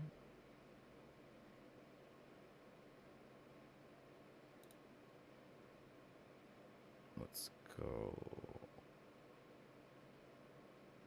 Well, wait a second. Do I have knight takes g4? Takes g4.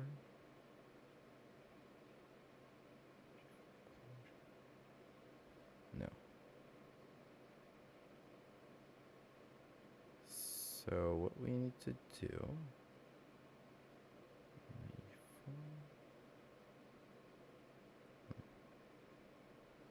Okay. We're going to go here, and we're going to try and take f2.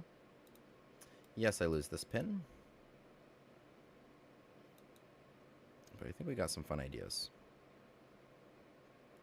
Not obvious what to do. If you play queen f3, I play knight d4. Right?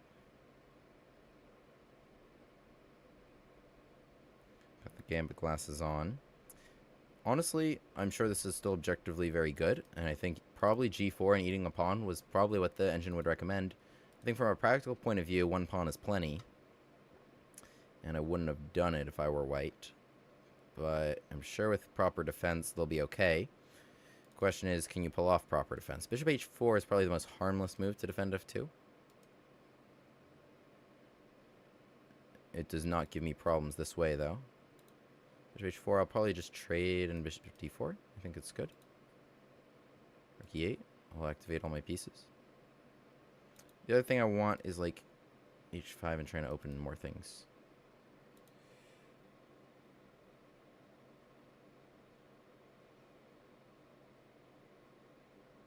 Elephant gambit. A lot being gambit. Alright, I'll try to meet all these requests that I'm seeing. Okay, knight d4 seems fun.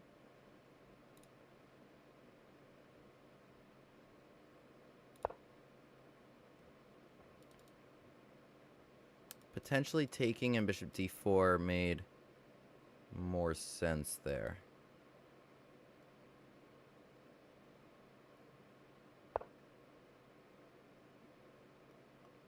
Are they okay?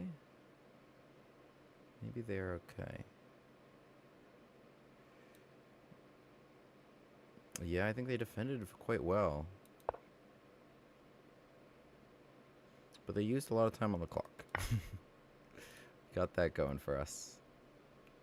Queen takes f6 should be played. So I'm down 2 pawns. I'm not sure they didn't need to do that. I think my guess is they probably missed queen takes f6. Probably only saw pawn takes. If they're able to trade stuff, can I play your knight e2? King f1.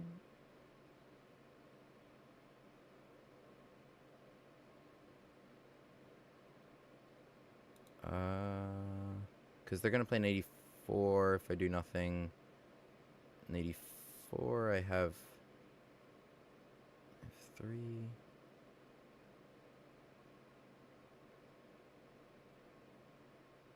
Alright, I'll play queen takes g6. So that knight e4, I have this at least.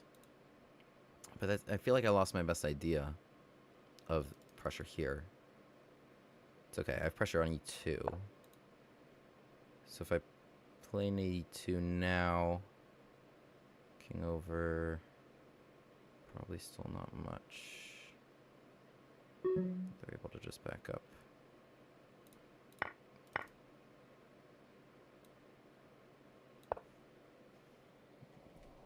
H6. Attacks the knight and h3.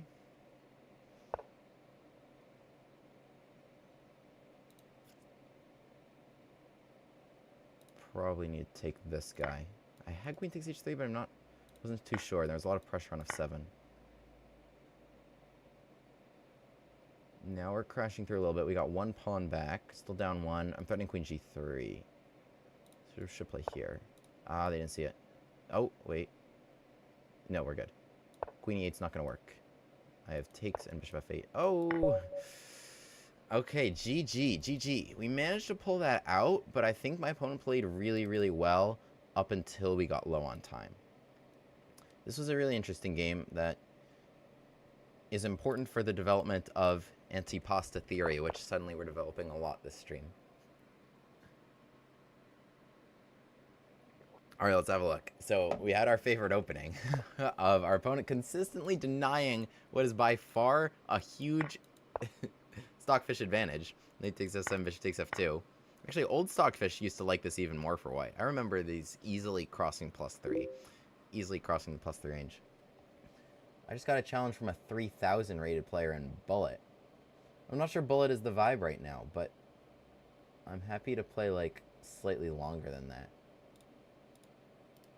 Anyway, so d3 was played. My opponent not wanting any part of taking this pawn, knight takes e5, or any of these fun lines here, d takes c6, or here with king f8. Eventually, always forcing d takes c6. I'll give you guys a little treat.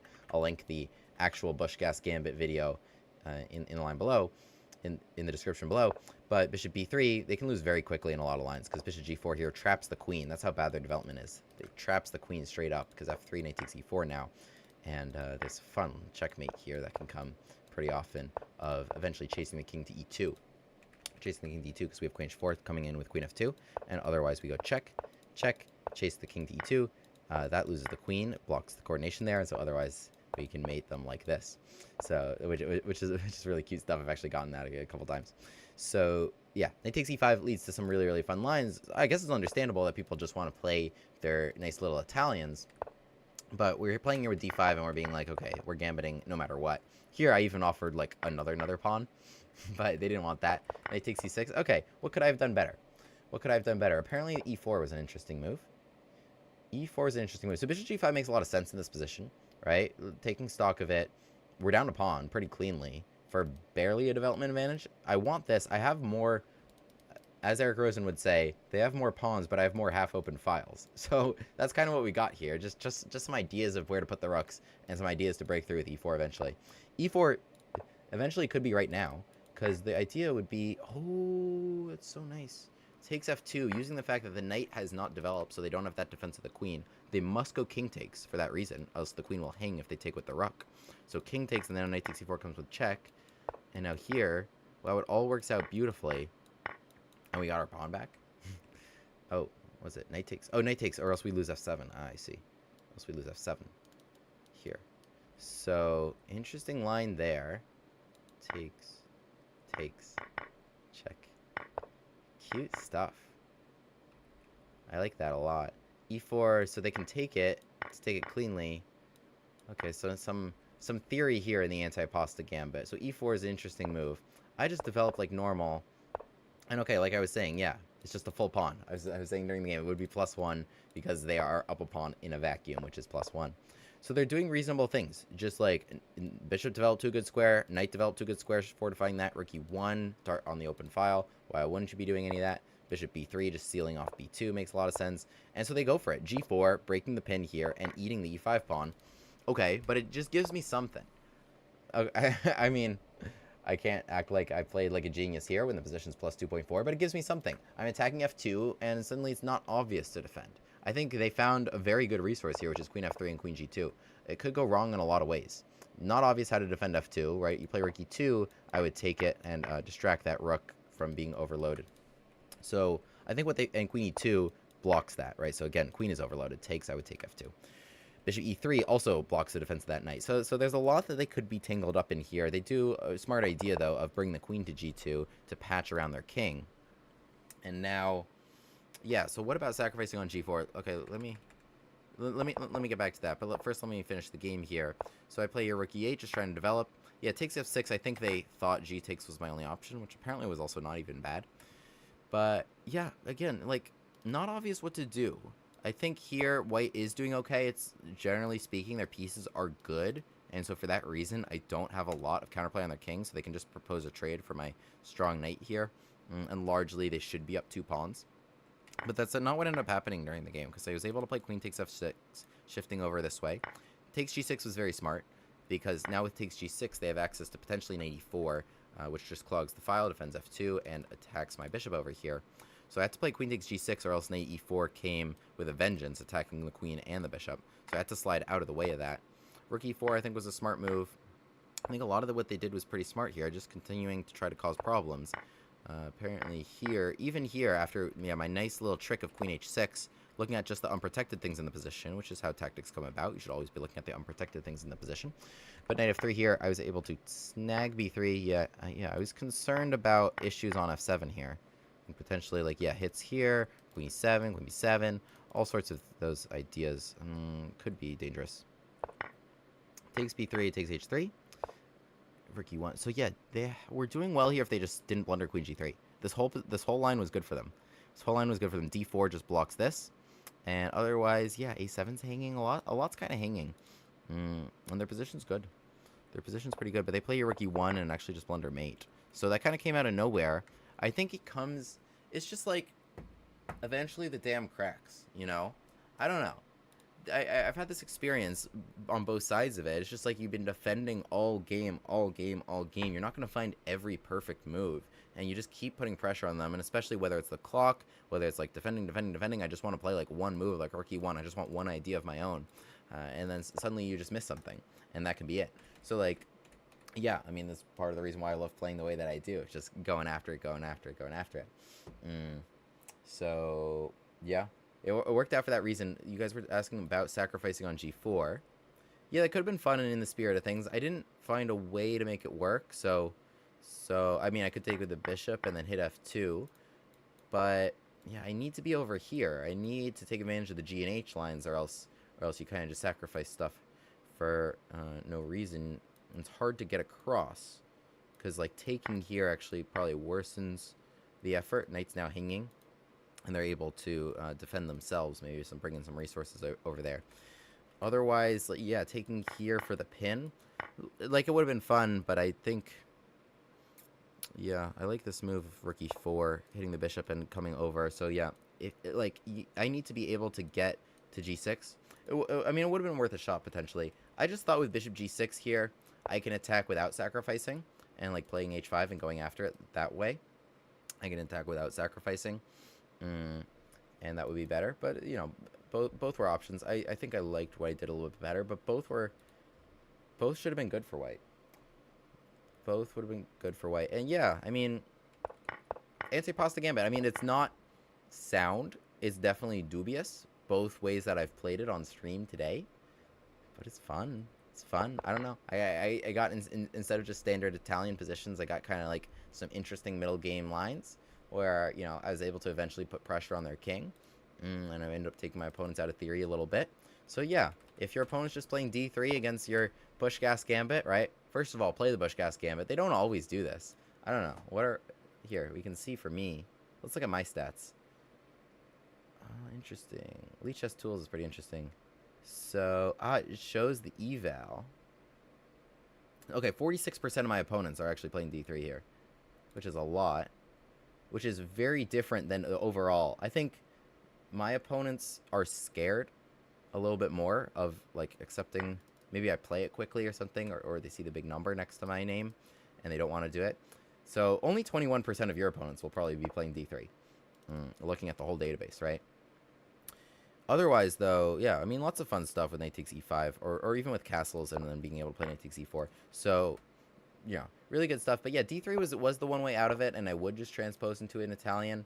I think now, though, yeah, we're going to be playing your d5, c6. Some fun tricks there, some fun tricks. So just to review, right, if they castle, if they really don't do anything, like, yeah, play c takes d5 yourself and take the whole center. Like, that's great. Play bishop g4 and get the knight in there.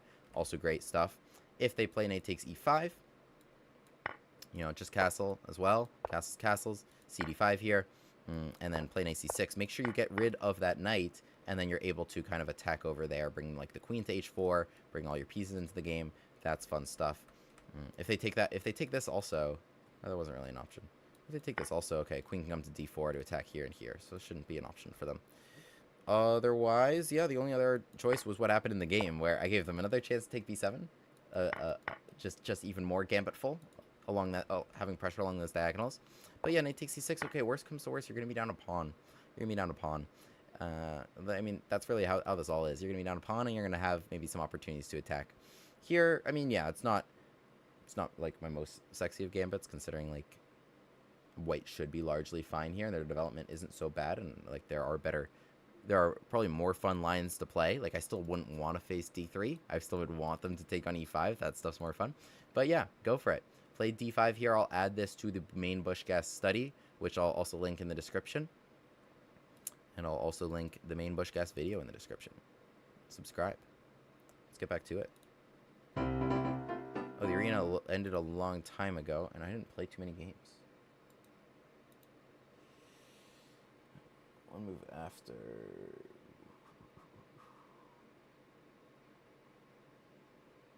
Do I play the Mora? No, I play the Yan Yan repertoire. I play the Yan Yan repertoire, which I think is really fun.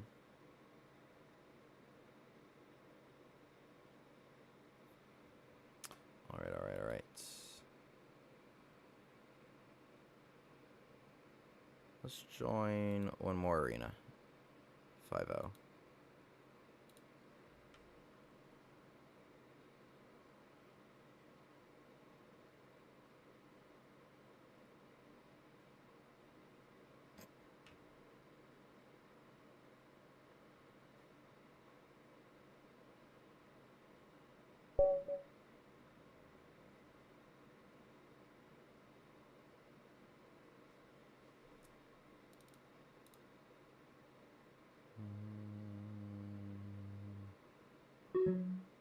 Okay, e4.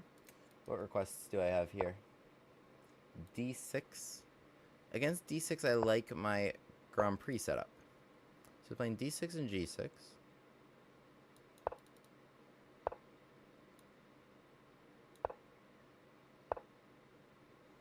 So this is what I like doing. I think this will be a good example. I like playing bishop c4. I like playing d3 as soon as I play bishop c4, so there's no center fork trick stuff. Okay, c6 instead of c5 is interesting. Castle. Here's my pretty little setup. Next step. I mean, they want like b5 and doing stuff over here. I could take that away with something like a4. But I'm not too concerned because my idea is pretty straightforward. Here, here, here. I hope to show you this. So, okay, they want b5 and to trap me. They want to trap me. Let's stop that. b5 and then a4 would have come right away, running me out of squares. So simple ideas. Queen e1, queen h4. So my queen doesn't have access to any of these squares, but if we want to put her somewhere aggressive, I've played f4 and I've opened up that nice little route to an aggressive post. So e6 is interesting. Now I think if I want an advantage against, because it's against my idea. I mean, I could have just played f5 last turn. Perhaps I should have. It's contrary to my idea of playing f5 and opening this bishop. What I might do to switch things up is play e5 instead. Trading there and then landing on g5. Now they don't have to trade. They can play something like knight d5. e5 and h5, potentially. I still like my idea. Still kind of like my main thing. We'll stick with it. f5 here. The other thing is e takes f5. I don't have to recapture if I don't want to. If I don't want to and I will just want to keep proceeding with bishop h6. The thing about f5, yeah, it damages their structure. But the other thing it does is just give bishop h6 as an option. So e takes f5. It gives d5. It gives d5. Potentially, I don't want that.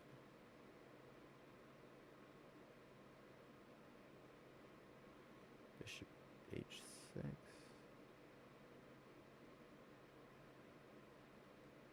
Let's play bishop g5.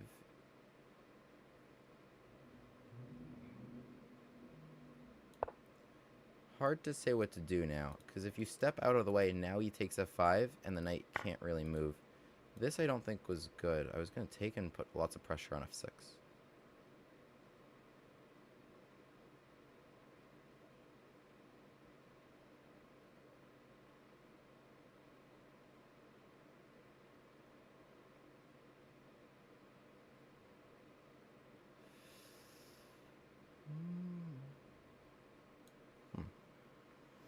Pawn takes e4 is also on the table.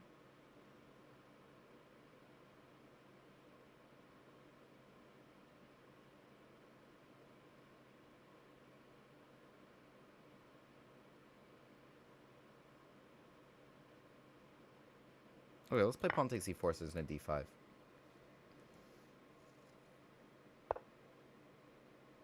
a6. Okay.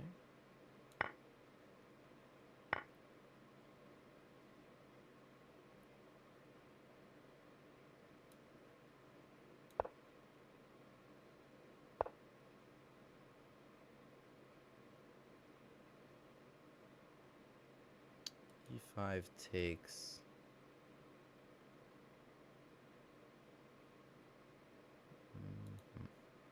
So I could just target this pawn to get it back. Seems kind of lame.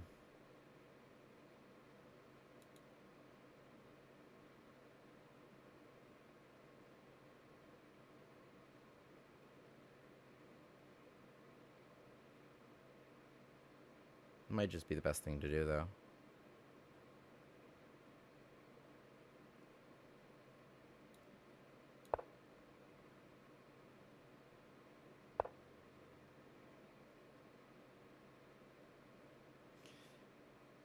Okay.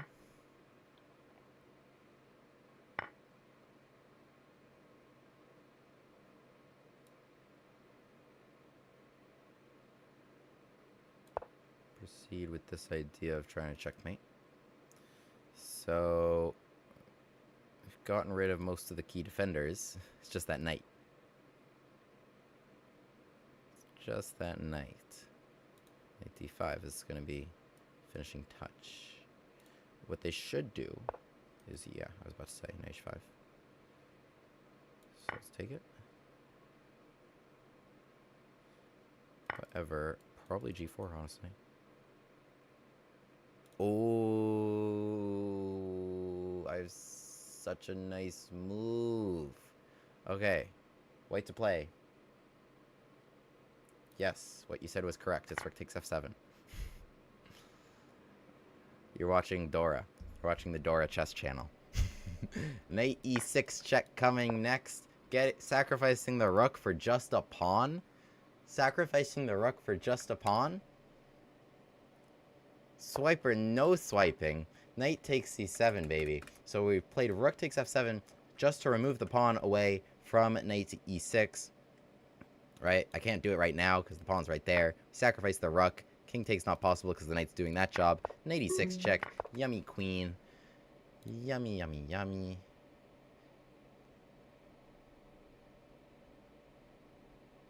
Check. Check. Oh, don't do it to him. That's mate next turn. That knight was so vicious. That knight was vicious. Rook takes f7. Knight e6 check. Take the queen. Come down for the check. Come back for another check. Checkmate. GG. Out of nowhere. Out of nowhere. We got him.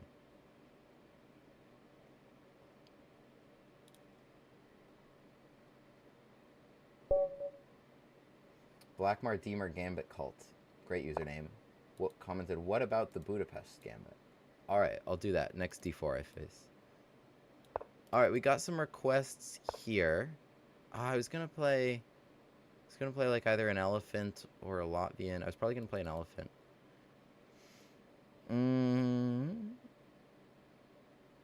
Play your knight c6.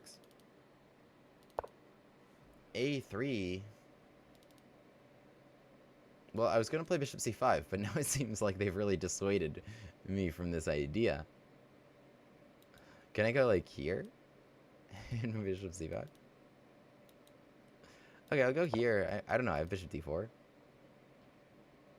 Suddenly I've made this move look useful, which I didn't mean to do.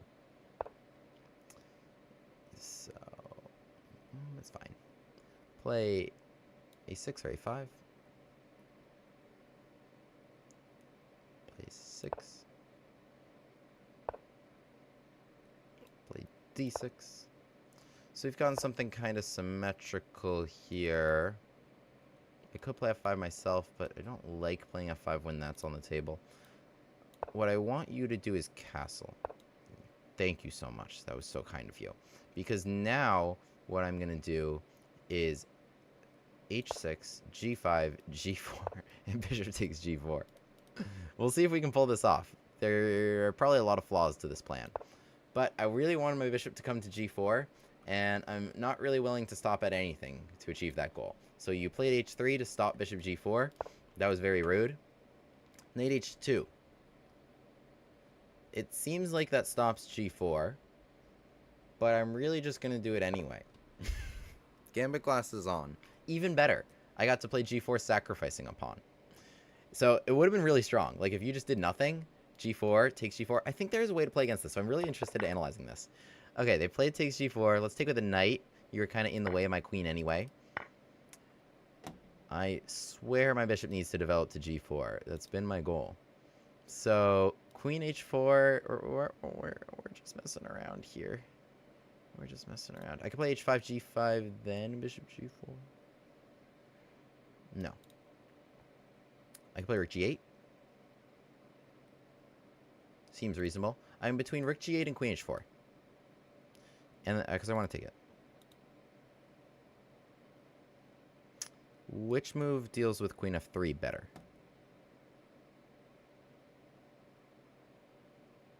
Which move deals with queen f3 better?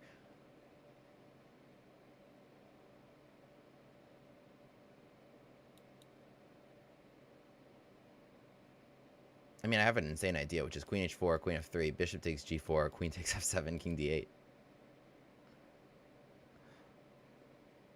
But then knight d5. So let's do this. Seems much more reasonable, yeah? And I want to take it. I knew you would do that. But now... Oh, wait. I forgot about this move.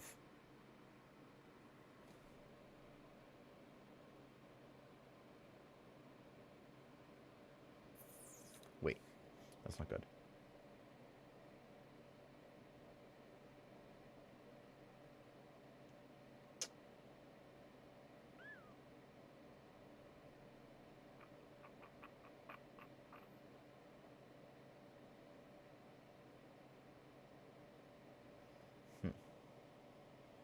Bishop takes g4. No, I need...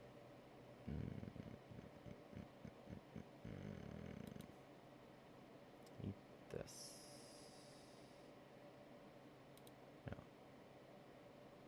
What can we do to salvage this? This is bad. Here. I think queen f6 is strong. Honestly, I think queen f6 is strong. Rook g8 was not good. Something, what went wrong here? It was a very ambitious way I played this. I think they did this right. Well, if they just take the queen, then we'll trade, and life could be worse. But this is probably okay for them, like they take h6. Something went wrong here. Knight f6. King f8. Knight takes g8. No, they can't play that. Let's check. That's just a thing because they can counterattack. No, knight f6 loses. It's the one move that loses. King d8. Their queen is hit. Yeah, not king f8 because that's bad. But king d8, queen is hit. So otherwise, if they slide out the way, then suddenly we're cooking again. I just go here. Take the rook. Take g4.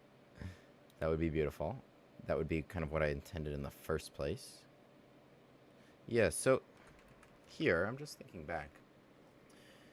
In this position, rook g7. No, probably still would have been bad. Let's think about it. Okay, so they're just going for this. I think they had better, but they're just playing this endgame. Do they want h6? I think if they take h6... then I take g4, take rook takes g4, and then, wait, this is all gonna work out beautifully. Do I win? Do I just win and rook h8?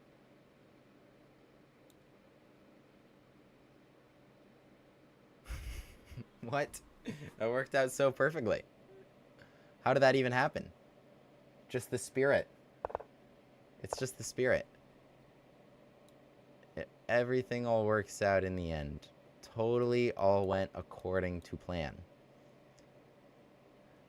It's unfortunate because I needed to be knocked down a peg. The ego was running a little high. And I was so close to being knocked down that peg, or many pegs. But unfortunately, my ego is still sky high because this worked out for me. And this is checkmate. Next turn. Oh my goodness. Wait, so, I mean, everything was reasonable there because it looks like you're up 2 solid pawns. And also, if you don't take h6, I'm playing h5.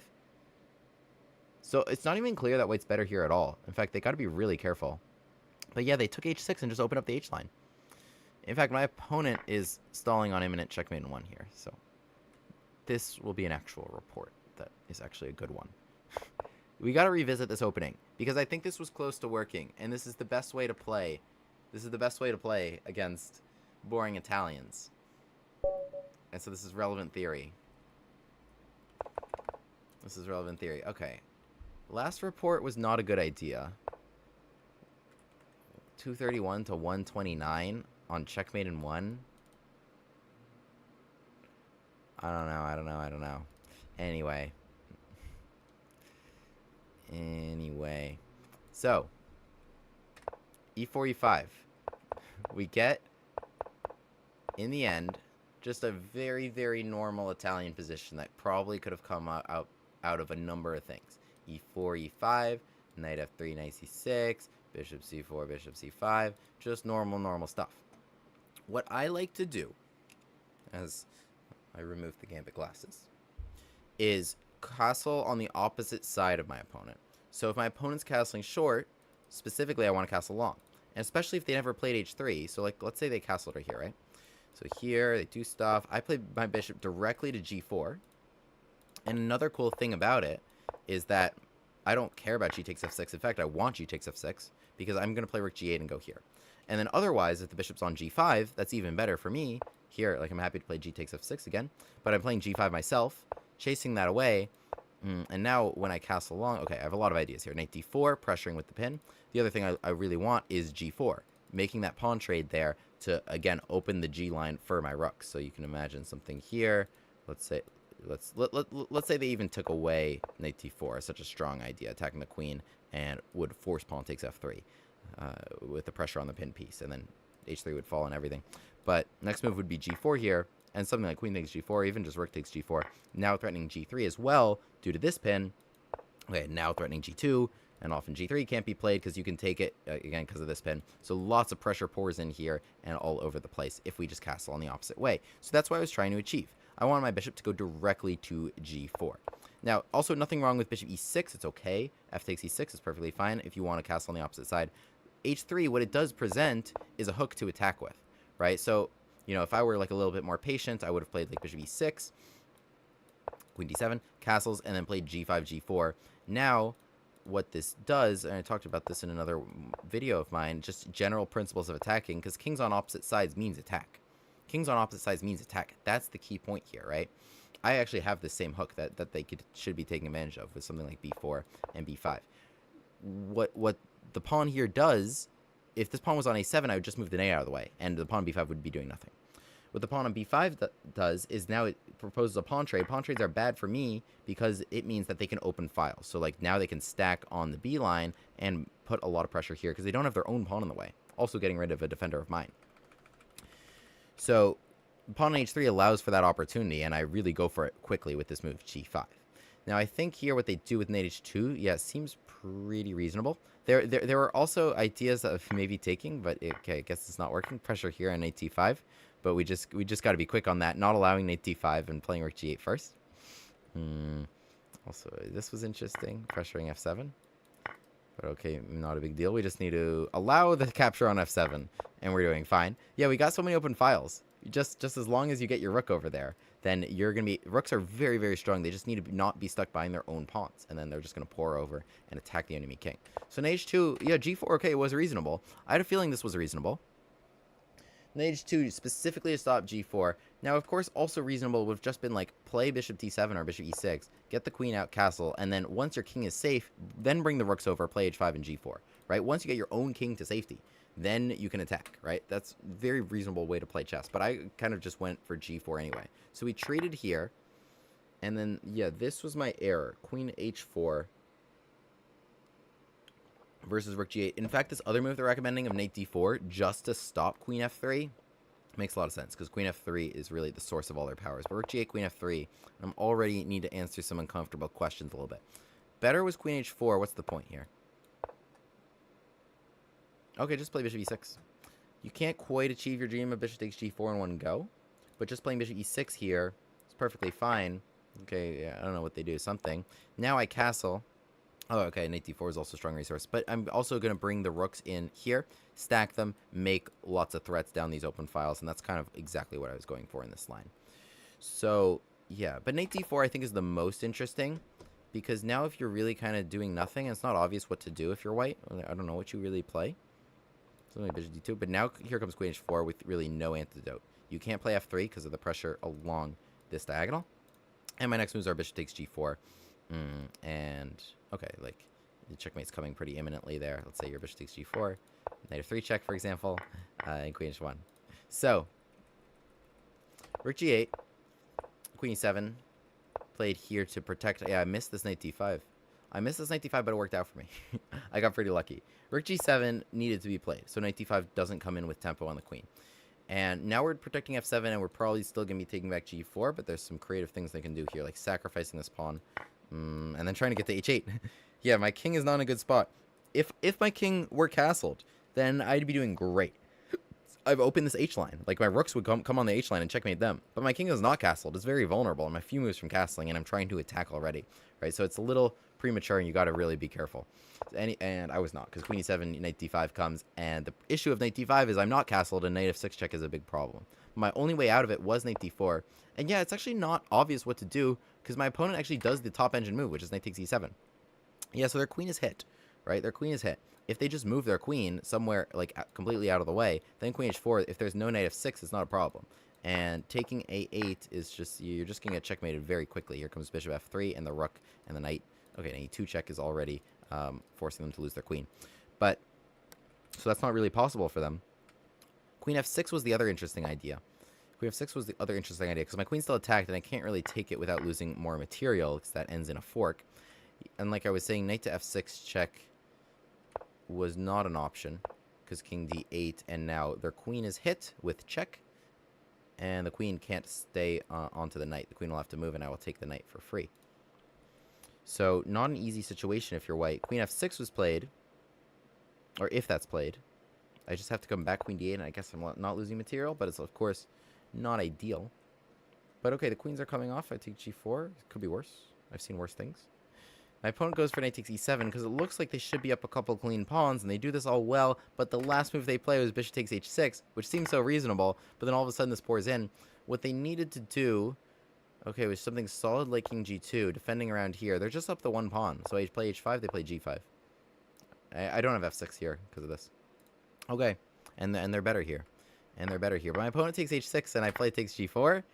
Okay, and this accelerates their demise towards checkmate. Rook takes g4 and rook h8. Out of nowhere, the rooks jump into the game. I play king takes e7, I sacrifice the bishop, and finally I got that rook into the game. I should have castled much sooner and helped him out, but as soon as he came into the game, he came in with a big bang, and that's going to be checkmate next turn with rook takes h6 imminently. So, yeah, fun one there. Fun one there. Stream has just been a grand slam of interesting ways to play against declined Bushgas gambits. Decline Bushgas gambit. So yeah, I like this idea of g4, just going for it, because like if you get it, it's so good.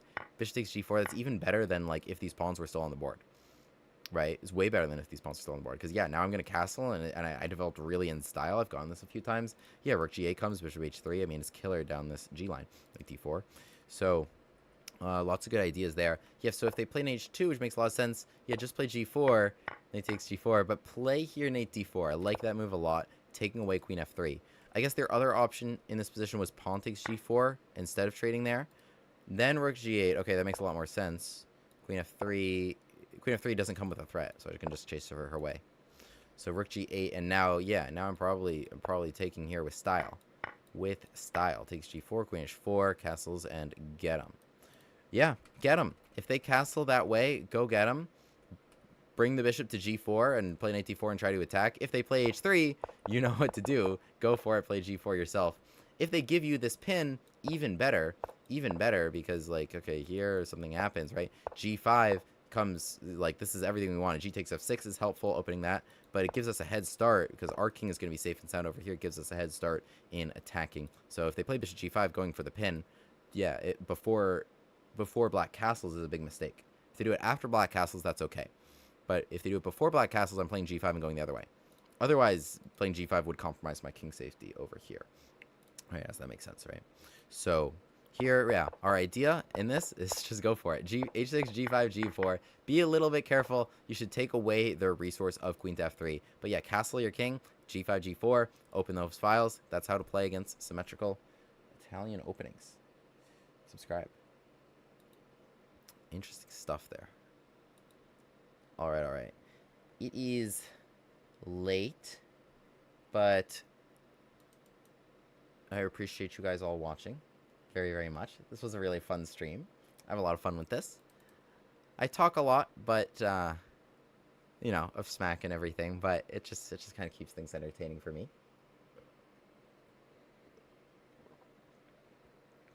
But yeah, subscribe. You're right here on YouTube, and number one suggestion is you're right there. You can see the link to the link tree on my YouTube channel.